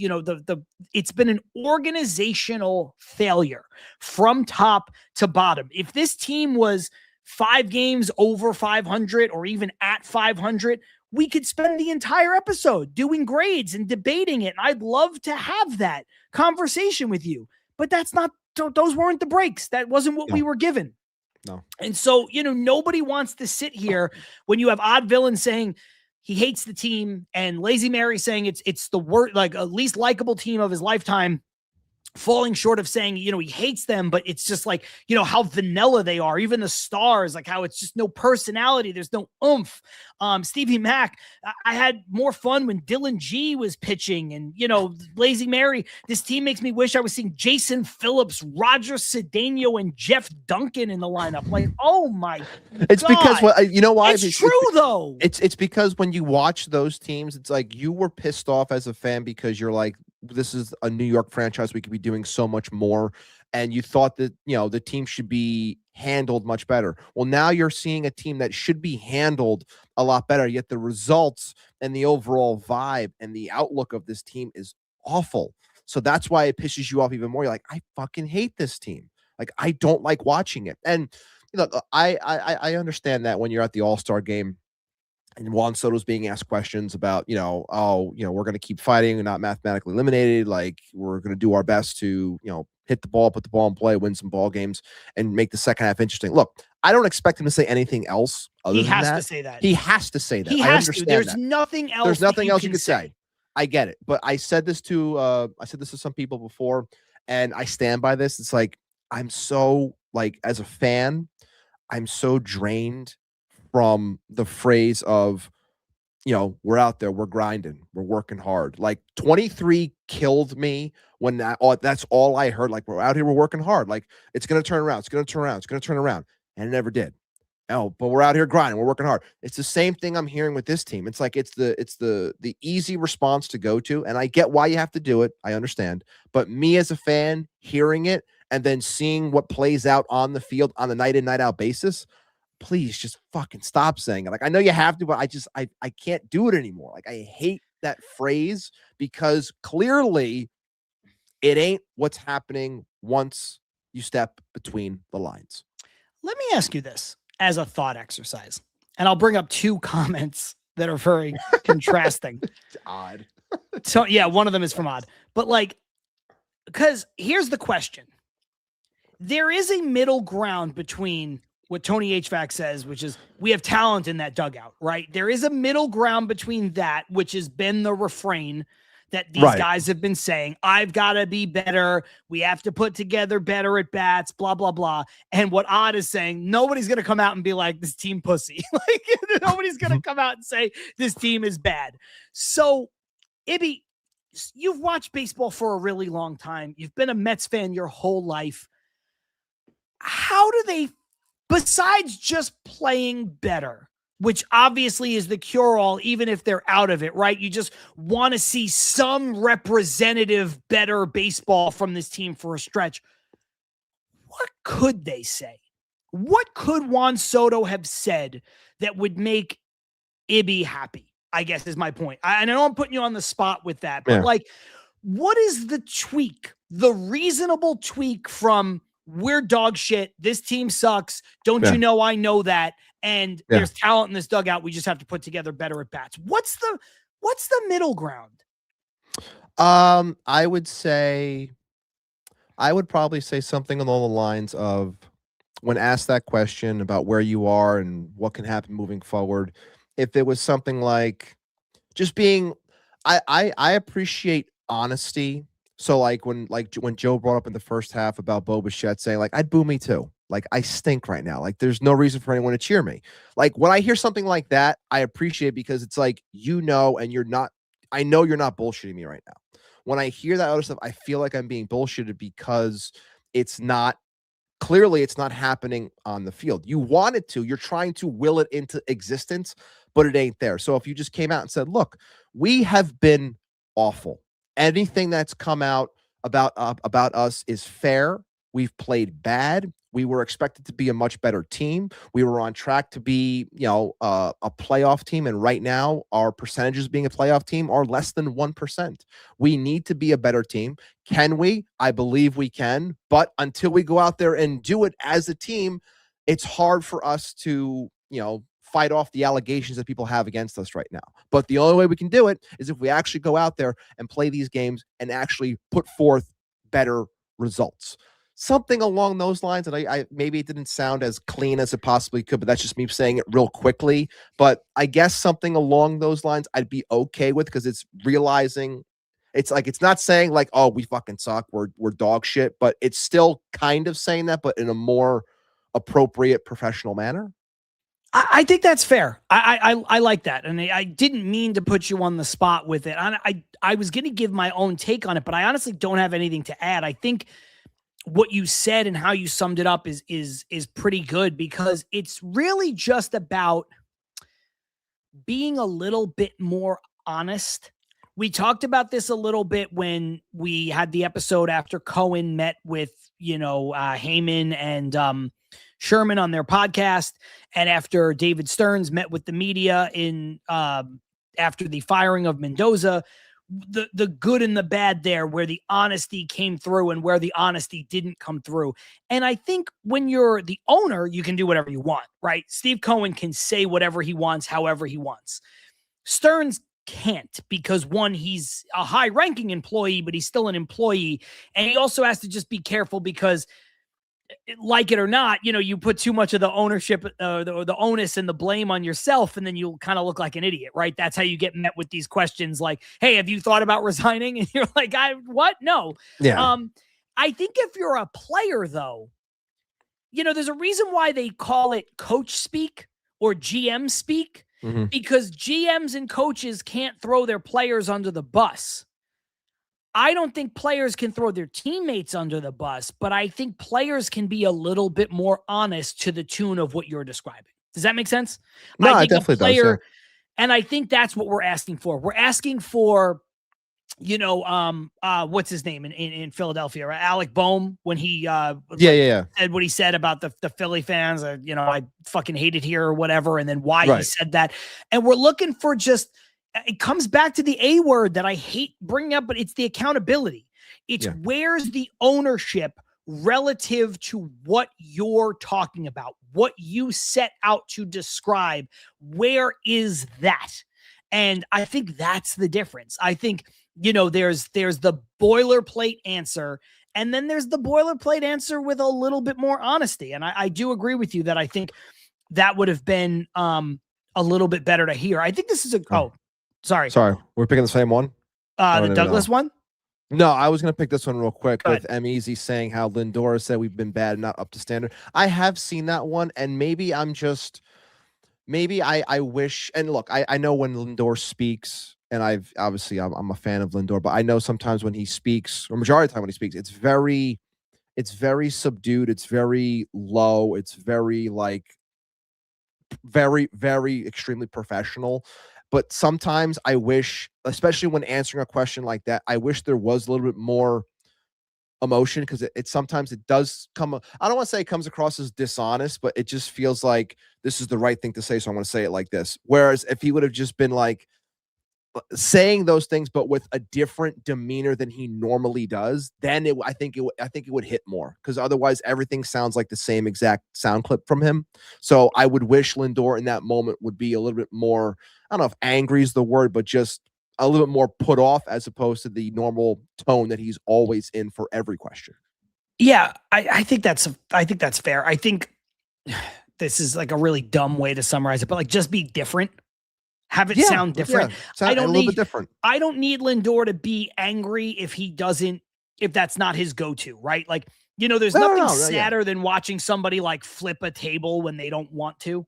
You could just tell. It's like, when a manager gets thrown out and they just like come storming out because they know they have to. And there's like, dude, you're not Lou Piniella. Like, stop doing the histrionics and all this like extra, like, all this gesturing. And it's like, dude, I know that's not your vibe, so don't do it. You can get thrown out without, making a scene. If you're the type of person who makes a scene, then by all means make one. Yeah. And so I'm not calling for Lindor to do something that's fundamentally out of character. He doesn't seem like the guy who's going to scream and yell, so don't scream and yell. But to your point, do something different that makes at least the soundbite stand out. Yeah, I agree with you. This is what I was going to pull up from Douglas Barnes. I think it's a good point. This isn't the worst team to me. It's a new feeling to me. I expected the Wilpon Mets to be bad. Cohen and Stearns equals the dream team. And this is where we're at. We have the quote unquote best, and it's still LOL Mets. Fuck. And I think that's kind of where I'm at. That's very fair. Yeah, it's very, that's a great comment, Doug. It is. Yeah, like I'm not happy. You're not happy. Lazy Mary's not happy, and Odd Villain's not happy. Nobody's happy with the outcome of this. No. But there is something to be said about like, this isn't the worst team I've ever seen. I don't think anybody from any era of Mets fandom can say this is the worst team you've ever seen. Like, they have worst and likability are different. This is an extremely unlikable team. You watch Mets baseball from recently, if you want to say from 2010 to the front end of 2015, that first half, that was some pretty fucking bad baseball, like really bad baseball that you sat through and watched, or you went to the stadium to watch. That's really, really, really bad. This is just an extremely unlikable team that's just not putting forth results. Yeah, and I think it has to do with what Lazy was saying before, where it's just like even the superstars, like there seems to be no swag. Where's the swagger? Where's the Lindor is such a swaggy, confident guy. Now I know when you're losing, it's like, nobody cares which glove you're wearing or like whatever. But like there's just they all collectively, beyond just the losing, everybody seems neutered. Everybody seems very buttoned up. Like you're not allowed to have fun. That's the way it comes across. And you would think Mr. Smile, and you got Soto and the shuffle, like all these things, like there's personality here. They could, but for some reason, the second they put on this jersey, it's like, nope. Tighten up, gotta look good. All right, you were here, bring it all the way down here. Why? Yeah. And what franchise do we think we are? It goes back to the stuff where it's like, I don't need gimmicks. I don't need grimace. I just want to win. It's like, well, everybody wants to win. I don't care if there's a gimmick too. That I don't want a gimmick more than I want to win. I want my team to win. I want the Mets to be universally recognized as one of the well-run franchises in the sport. I don't want them to be LOL Mets. I've been told Vientos is pretty swaggy. Yeah, I've heard that too. But you know what I mean? Like, we all want the Mets to be this like just paragon of great baseball. That's what we want the Mets to be. Year in and year out, very good, very competent, despite what may or may not happen. I don't care if there's a gimmick mixed in. Like, I don't care if there's a weird quirk with a grimace. Good. Not every team needs to be like, just, oh, we're all about business. I don't want that. Like, sports are supposed to be fun. Yeah. They are. Like I don't know, man. I just think there's something amiss. There's something, this is a great point.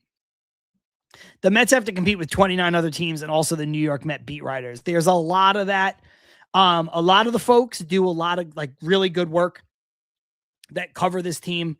And I don't even know if it's, to Lazy's point, maybe, I don't know if it's necessarily even the Mets beat writers specifically, because I think right now they've got a pretty good group. Like Will Salmon, great. I think Laura Albanese does great work. I got one I could say right now that bothers me, but I won't say the name. Does great work. I think Max Goodman, who's new, but I haven't seen anything that bothers me. Yep. I think it's more the people who cover the Mets and other stuff, like Mets and National. Like, to me, the issue is John Heyman and Joel Sherman, who aren't Mets beat writers necessarily. But then I guess there are like the Mike Pumas of the world.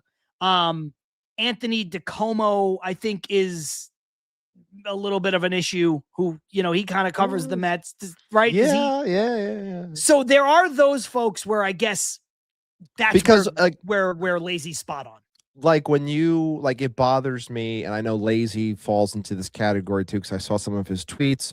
Like it's when you like, I think a beat writer, especially when it comes to the Mets, understands how Twitter works and understands when they frame something the way that they do and press send, they know exactly what they're sending. They know exactly the response it's going to get. They know what what subgroup of the fan base it's going to feed into, which then creates that engagement. So when you are constantly putting stuff like that out, it makes it seem like, even though your job is to cover the New York Mets, you are much more apt to post about the circus act that goes on as opposed to anything else that you could during said game.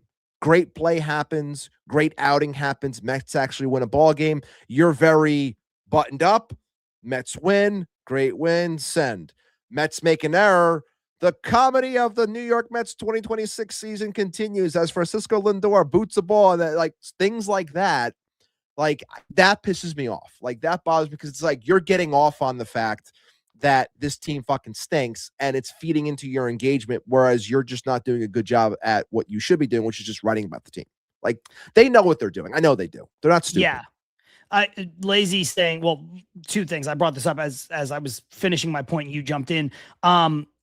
It's not. You're right, John. I should have said baseball media. But again, I think there is an overlap here when you start to think about Puma and DiComo and guys like that. And Lazy saying, still waiting for Sherman to accept your show invite, which, Ibby, I think I did see that. I saw this that. factors in with what we were talking about before in the final segment with Joe, where, and I said this on Twitter, and this is the disingenuous nature of how the Mets are covered. And I understand if the Mets were a better team right now on the field, they would be covered differently. But the Mets are covered differently than a lot of the other teams are, to Lazy's point, regardless of what they do. How is it that Francisco Lindor is old and washed up and a bad teammate and a clubhouse cancer and just an all-around bad person and a communist, and we have to get him off the team, and he hates everybody and he's a problem? But if the Yankees were to trade for him right now, it would be so smart, so savvy, the missing piece, the perfect guy to play with Judge. He can't play with Soto, but he can go play with Judge. Like, that's the problem. If Lindor sucks, which he doesn't, obviously, but just for the purposes of this argument, if Lindor sucks and is old and is overpaid and is all these things, then that's true whether he plays for the Mets or the Yankees or the Dodgers. The answer you would get in response to that would be, it's an organizational failure. he can't succeed because it's the New York Mets. He can go somewhere else. It's a better environment. It's an established club. He's coming in when there are expectations. There are people that are in the front of the room who can rein him in and allow him to just be said player. Like, that's the response that I know for a fact that you would get from people when they try to make said argument. I think it's bullshit, but that's exactly what they would feed you. Yeah, but it's nonsense because he I know succeeded it is, here. But that's what they're going to tell you. I mean, this is the part we talked about this back when it happened, but Ibby, Pantrace is spot on. Just look at the Edwin Diaz situation with the illegal cockfighting in Puerto Rico. Could you imagine the clusterfuck we would be going through if we had re-signed him? But since he's on the Dodgers, you don't hear a peep. Now, I think part of that is because he's been hurt, which doesn't wipe this away. I'm not making excuses, but I think it's become less of a story because he's not out there pitching every day. But it's true. It's like, where is the accountability to what Lazy Mary? Edwin Diaz would be in jail for 10 to 15 years for cockfighting if he came back to the Mets. Exactly. He would be. Why did Carlos Beltran get punished more than some of the people who actually were running the team for the Houston Astros? Still pisses me off to this day. Everyone else got back in. Everyone else gets to be lauded and great. Not him, though. They needed a scapegoat. Chose that one. And that's just, and I feel like it's because he was with the Mets. It was because he was with the Mets. It's just absolutely, it's madness. And I don't want to sit here and I don't know, cry about the referees. You know what I mean? Like, this is us. Yeah. If we were doing a football show and we came on here once a week to diagnose what just happened, this would be us blaming the loss on the refs. Yeah. Winning cures everything. It does. The refs can be a part of the issue, but it's not the whole story.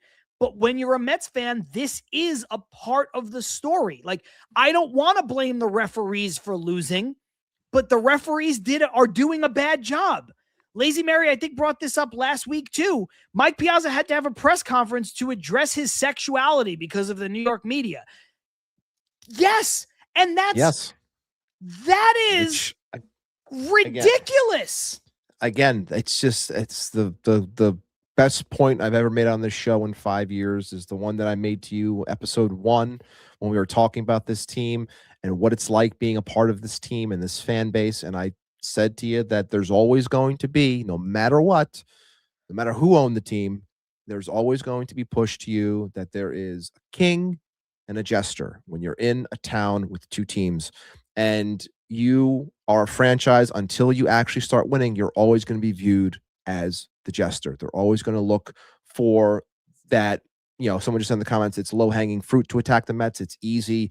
It's been established. They are a punching bag. So until you change, this is always going to be what it is because the Yankees have history and the Mets do not, or very, very limited history. So that was always going to be the uphill battle. And a lot of us, myself included, John included, like we thought with Steve Cohen and David Stearns, like it would be a turning of the tide. And we can, again, I don't care about like supremacy within a town. I just want respect for my team. And they're still battling for it because they still haven't found that middle ground to actually be that type of franchise.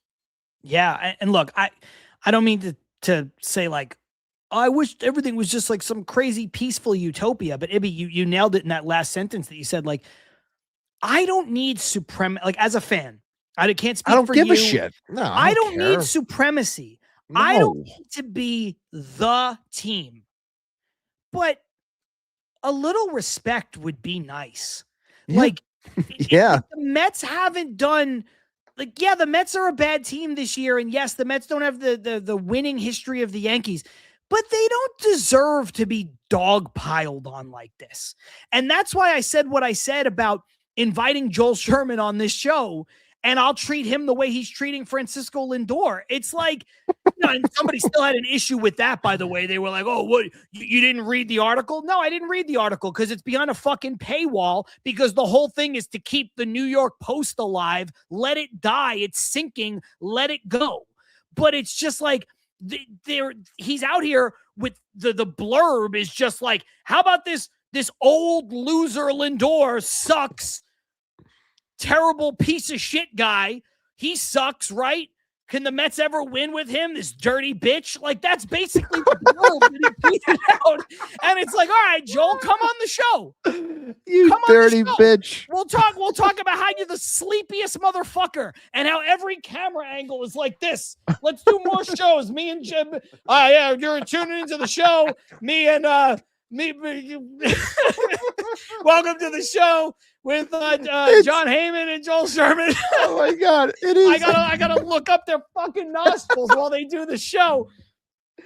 Like, Jesus Christ! Did you not have a grandchild that can teach you how to use the computer? You dumb asshole! How have you been in this business for so long? You don't know how to take a selfie. It's John classic. John Heyman's profile picture on Twitter is a picture he took with his phone of his computer screen. Yeah. Shut the fuck up about everything forever. It's classic, like the way they shoot that show. It's classic, like like the old guy who posts his Facebook photo, and it's always just like it's like this. It's like he doesn't realize that he snapped the photo. It's like one of those, but. That whole thing with the camera, that was fucking hilarious. Hilarious. Dude, like John Heyman he's on SNY, he's on MLB Network, he's got his own podcast, he's guests on other people's podcast, Francesa, all these video shows, and I swear to God, Ibby, he looks like they just fucking found him under a bridge. Like, how does this guy not have any ability to fix his hair, to just have a sip of tea before you come on the show? The fuck is he doing? If I did that on this show, we would have no view. People would be like, this is pretty unprofessional. I got to be honest, this Til Mets Do Us part, pretty unprofessional show. It's the worst lighting. He looks like he's filming it in the fucking basement from Saw. Like, what is he doing? And I gotta fucking listen to this guy? I gotta listen to him on baseball while they got Steve Phillips. They're asking Steve fucking Phillips about the Mets. Steve Phillips was never a GM before or after the Mets. Ibby, he never worked in another front office before or after the Mets, and he's most famous for possibly, allegedly, I guess I have to say, sexually harassing somebody, or what he admitted to, which was having a consensual affair with somebody. And that was like 27 years ago. And now they got to bring this fucking guy back with his veneers and his fucking hair. And we got to hear what he thinks about Francisco Lindor. I don't give a shit. Oh my God. I'm sorry. You got me. Oh my God. You unzipped me, dude. You fucking got me. Pause on that one. Yeah, Pause no, sorry. That's Danny. that's That's Danny DeVito in It's Always Sunny in Philadelphia when he's at the therapist. You unzip me, Doc. Oh my God. Anyway, we should get out of here in a moment. But the one thing I will bring up, it's hard to segue off of that hilariousness, but one thing I will bring up from the bottom line, deadline evaluations, stay or go. Obviously, the majority of what happens at this deadline is going to bring forth what these evaluations for 27 can be. Will Sam put out a great article talking about evaluations of not only the young players, but also the older players that are here to see how they fit, so on and so forth moving forward. But I did put a post or a poll on the YouTube side. If you haven't voted, make sure that you do, which was a simple one talking about returns and what you think the team can net when it comes to the largest return between Luke Weaver and Freddie Peralta. And with 23 votes put in so far, a majority, 78% to 22%, say Luke Weaver is going to bring back a better return than Freddie Peralta. I would agree with that. I think it depends on what Peralta does over these next handful of starts, but I do agree with that sentiment. But I just think that Lazy Mary. thinks that your poll is a trick question because the obvious answer is Francisco Lindor. Really That's a good one. That's a good one. No, but I think that the names that should go will end up going. The returns we can obviously talk about over the next couple of weeks and what we think. I am workshopping some ideas and some deals that I think can make sense, or to give Mets fans an idea of what can happen. So the Brooks Raley's of the world, the AJ Minters of the world, they should be dealt because lefties are needed for playoff teams, and those make a lot of sense. Luke Weaver, 1,000% should be dealt, and I do believe he's going to land the best return for you. And I wouldn't be shocked if he's packaged with somebody else to make the return even bigger for them. So I think that makes sense. And, again, Freddie Peralta is someone that I think will ultimately be dealt away. Maybe you revisit it in the offseason, but I think he should be dealt as well. I do think that anyone who is not signed for 2027 needs to be dealt. That's full stop.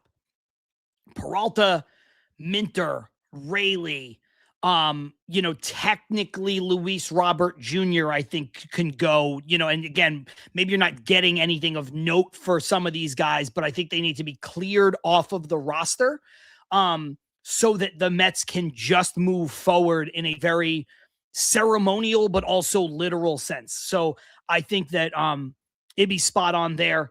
And then, you start to get into people who are signed and it gets a little trickier, not maybe with Luke Weaver, but maybe Jorge Polanco, who I don't think is going to necessarily net you something. I think he'll be here.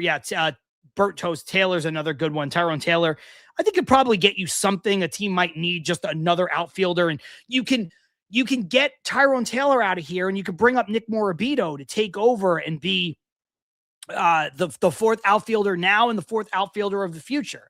So Ibby, I was just saying that I think everybody who's not signed obviously should be traded. Can you hear me? No, I'm saying I still had you. I still had the things that I was something muted. Yeah, I didn't realize you. I got you. I got you. Yeah. But I do think that it's a little bit more tricky when you get into the people who are signed, not Luke Weaver because he has a lot of value right now, but the guys like Kodai Senga, Jorge Polanco, Sean Manaea that haven't done what you needed or wanted from them, but they're signed. And so now it's tricky as to what you might be able to get back or who you could deal with. Like you mentioned Ryan Finkelstein earlier. He had on Locked On Mets, I think yesterday, where he was saying the only team he could see willing to take on Polanco would maybe be Seattle because they need a bat. They're familiar with him. He has the track record there. I did. And yeah. If you pay his salary for this year and maybe pay him down from 20 million to 15 million next year, you might be able to do a deal like that where you give him up and maybe package him with Luke Weaver. I don't want to get into the entirety of it, but I could see how some of those guys might be able to go. I think, but it's much more complicated because they're signed and they haven't been good. Polanco's not been here. Manaea's not been good enough, and Kodai Senga has been dog shit. So I'm really not sure what you would get for them. But if the Mets could move on from them, they would. Absolutely, they would. Yeah, and I'm to make a quick point that I have to just run and just check something real quick. But the point I wanted to make real quick, what you were saying about Ryan, I watched that video. I thought it was a really good video about breaking down. And I mentioned last week on the show how I thought Seattle was a great fit for this team in terms of any type of deal. And I agree with him in that sense. I do think, and I know he feels like he gets shit on a lot when it comes to his proposals. I did think that he was shooting a little bit too high on what he thought the returns might be.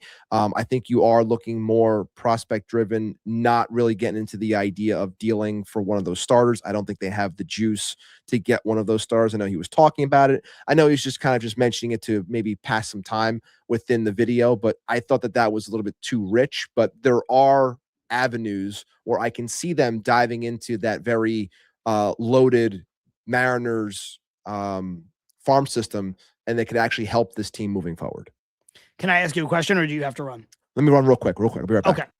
I do think the Mets and the Mariners match up really well. I think Ibby's right. I think Ryan Finkelstein is right for what it's worth. And this is the problem though, Armand, and this is what I was going to bring up to Ibby, and I will when he gets back, but just while he's gone, and before we get out of here, because we're about 7 minutes short of 2 hours. Seattle only wants to trade Luis Castillo. I think that's kind of where they're at. I think that's their vibe, generally speaking. They don't want to trade certainly, Brian Wu or George Kirby or Logan Gilbert. Like, I think there's some other guys that if you're the Mets, you'd love to be able to get, but I don't think you can get any of them for what you have to offer. Do I think you could get Luis Castillo? Now, look, a lot of you are going to be like, well, I don't want Luis Castillo. Do I think you could get a prospect and Castillo for Luke Weaver and Jorge Polanco, where basically Polanco and Castillo's money sort of offset, and then Weaver gets you the prospect? I think you might be able to do that, but I think you'd have to be willing to take on the other guy. I think you'd have to be willing to take on Castillo. And if you're the Mets, the problem then becomes, do you want to take on the $25 million of Luis Castillo, or do you want to just try to free up some money by just dumping some players and then just fucking sign Tarek Skubal? You know what I mean? Like, I don't know that you want to have Sean Manaea under contract. And, I think they should try to re-sign Clay Holmes, but if you re-sign Clay Holmes, he's another guy. Sean Manaea in his 30s under contract. Clay Holmes in his 30s under contract. Castillo in his 30s under contract. If you can't get rid of Senga in his 30s under contract. And that's where it becomes really just a messy situation where, don't you want to just shed some money and not take on any bad money and just get rid of all of that and just make the play for the elite player? Because like Lazy said before, see if I can find it rather quickly. I started off, but I do think it's a really good point. And this was still when Joe DeMeo was on with us. He said, David Stern's a fucking moron if he approaches the offseason how he has the last 2 to 3, regardless of how 2024 turned out. It's true. So, Ibby, I just wanted to mention this to you, and then we can get out of here. Basically, it was Armand saying Seattle only wants to trade Luis Castillo. And I said, if you're the Mets and you could, let's say conceivably, you trade Luke Weaver and Jorge Polanco to Seattle for Luis Castillo and a top-level prospect, where basically Weaver gets you the prospect and Castillo and Polanco offset each other. It becomes need for need. The money kind of offsets a little bit. Could I see the Mets maybe doing something like that where they can put him in the rotation for next year and get a little bit of coverage there? I can, but then the reason why that becomes complicated is if you're the Mets and you have Sean Manaea, he's in his 30s under contract. If you want to keep Clay Holmes, and maybe they do, maybe they don't, but then he's in his 30s under contract. If you can't trade Kodai Senga, he's in his 30s under contract. Now you've added Luis Castillo to that mix. At some point, don't you want to just find ways to offload money and just sign fucking Skubal and just try to get better and get an elite player? And like Lazy Mary said before, when we still had Joe on, David Stearns is a moron if he approaches this offseason like he has the last 2 to 3, regardless of what happened in 2024. And it's just like, don't you need to start understanding that you got to shoot for the star? Like, listen, the Mets have shot for the stars and missed a couple of times. The Mets have shot for the stars and landed, most notably with Juan Soto.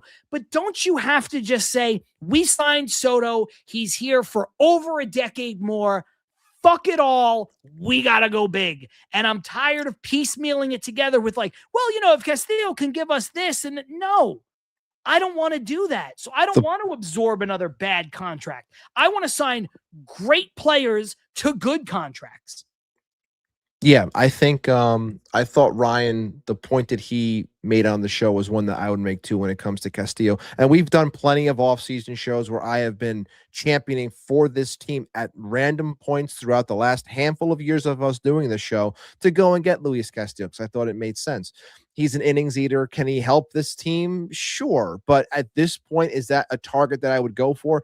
I don't think you can, mainly because you still have Sean Manaea on the roster and you can't allocate $50 million to those two in your starting rotation. I know money isn't an issue. It's not a thing. But again, to your point, John, would I rather spend $50 million on those two pitchers or $50 million on Tarek Skubal? Like, there's a giant difference here, a huge difference. And probably not because of where the bidding is going to be and stuff. But I mean, there's also a world where Tarek Skubal is cheaper than those two guys combined. Not by much.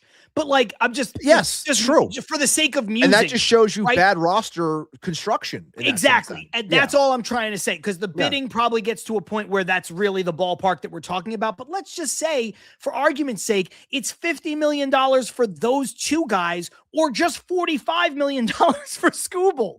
It's like, dude, An easy answer. It's an easy answer. It's an easy answer, you know. Pay and I the think elite money for the elite player. Stop throwing shit money out. It's the argument that I was making against Polanco, where you're like, yeah, okay, years wise, it makes a ton of sense to not go for Pete Alonso. But when you look at it in a vacuum, the Mets would have been better off spending $30 million for Alonso than spending $20 million on Polanco. Now, I know they're different deals because it's length of time, but still, both things are true. So I just think it's a weird situation for them to be in, and it's something that we'll dive into deeper as we get closer and closer to the trade deadline. There was a trade today, by the way. I don't know if you saw it. I did see that. Yes, it was McCullers, I believe. McCullers going to the Milwaukee Brewers. To the Brewers, and then for everyone to feel old, Prince Fielder's kid went back in return. Right. So yeah. if you want to feel old, there you go. I felt old when I realized that earlier, like a cup, whatever it was, when they first played the Phillies, that Justin Crawford is Carl Crawford's son. Yes, I knew that one. Yes, I didn't realize that because I really hadn't been keeping up with like Phillies young players, and I was like, oh my god, dude, Carl Crawford. Yeah, feels like he just retired last week, which I know is not true, but Jesus Christ. Anyway, let's do our crown comment for the day. Let's get out of here. This has been a fun show. I have not unstarred anything, so there's just like a huge grouping of, oh my god, there's so many in here. There's so many good ones. There really is. I mean, I feel that it's hard for me to just pick one. Like, Odd's been awesome. I mean, if you're going to go that route, I can go somewhere else because there's been so many. I know what I want, so I'll do mine first. You usually go first, but I'll do it. My crown comment today, and I think I was jumping back and forth between two, but I think because of the follow-up and because this was Odd's first comment in the door, if you want Lindor traded, you probably voted for Sliwa. That's a good one. It was good.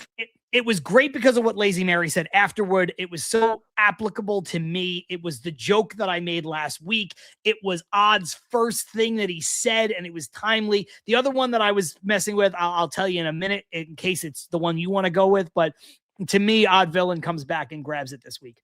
Like, I could easily go Odd, and I'm just going based off of the ones that I'm cracking up at. So I'll go different, mainly because I don't think we mentioned it, or I don't know if we mentioned it because it's star but not faded. But Gab did come in when we were talking about fandom, and we're talking, just joking about Flip and stuff. But like, hers coming in saying, I don't mind Flip, but he does look like he wears stiff leathers 100% of the time. That really cracked me up when I saw that one. But also the follow-up was also the odd one, saying how Flip about to tell people to put their hands in the cash register for no reason. Like, that was a great one. So Odd, Gab, ones that cracked up the most today. Those are the crown comments for the day. My bad. Yeah, those were good. And the other one that I was going to pick, we don't do honorable mentions and we don't split the vote, but I do want to give a brief second of acknowledgement because Burnt Toast with a timely one of he just has to move up in the box. Burnt Toast is just like, there's so many of these. Still like, money. Oh my God. Like, just fucking baseball cliches that Burnt is just like pop, pop, pop, pop. Pop, pop, pop, pop, pop, pop every time. From that and like the Francesa quotes last week, just like really, really good stuff. But funny stuff. You've been a fantastic add to the chat, Burnt. You really have. And honestly, dude, like everybody's oh yeah, Ibby, when you were gone, by the way, this is a good one. Burnt Toast saying Odd's Peralta comment with Ibby was amazing. He called you Ibby Peralta because you couldn't last for the whole show. I would have picked that one. It was good. That's a good one. It was good. There was a lot of good Welcome ones. back, Odd. Welcome back, brother. Yes, Lazy. That it's a big part of it. Lazy nailed it. Comedic timing is on point for Toast, which I think I said last week. It's hard to do because like we're talking and then it has to come in at the right time and we have to see it sometimes for it to like pop. And like Lazy does it a lot. A lot of folks are good at it. Lazy, Odd, but Burnt Toast has just been like for the past like a month. It's like boom, boom. What about it? Boom. It's like I just picture them like just at the fucking keyboard. ready to fire off. And I mean that as a compliment because the timing has been spot on. Anyway, Ibby, this is a good show. I'm probably going to clip that thing that I said about Joel Sherman and John Heyman so that I can post it on Twitter and tag the both of them so that I can try to get blocked. We'll see what happens. I'm already blocked. It's okay. Oh, you're blocked. Shit, man. That's great. Heyman blocked me. Yeah, Heyman blocked Oh me. man. Oh, so I'm trying to. He didn't appreciate. He didn't appreciate when I kept on putting him dressed as a clown in his comments, so that got me blocked. Oh, wow, Jesus Christ. Burnt has been more clutch than Vientos and Beatty. Yes, accurate. Anyway, guys, we're gonna get out of here. This has been a lot of fun. I think Ibby's. I can't go to the bathroom. Oh. Can't go to the bathroom. What? We will. Mommy's in the bathroom. Hey, all right, mommy's in the bathroom. Okay, that's fine. Ibby, you gotta mute your mic before she gives out your address. What a great way to end the show. Anyway, I'm John. That's Ibby. This is Til Mets Do Us Part, and we will see you all next week. Peace.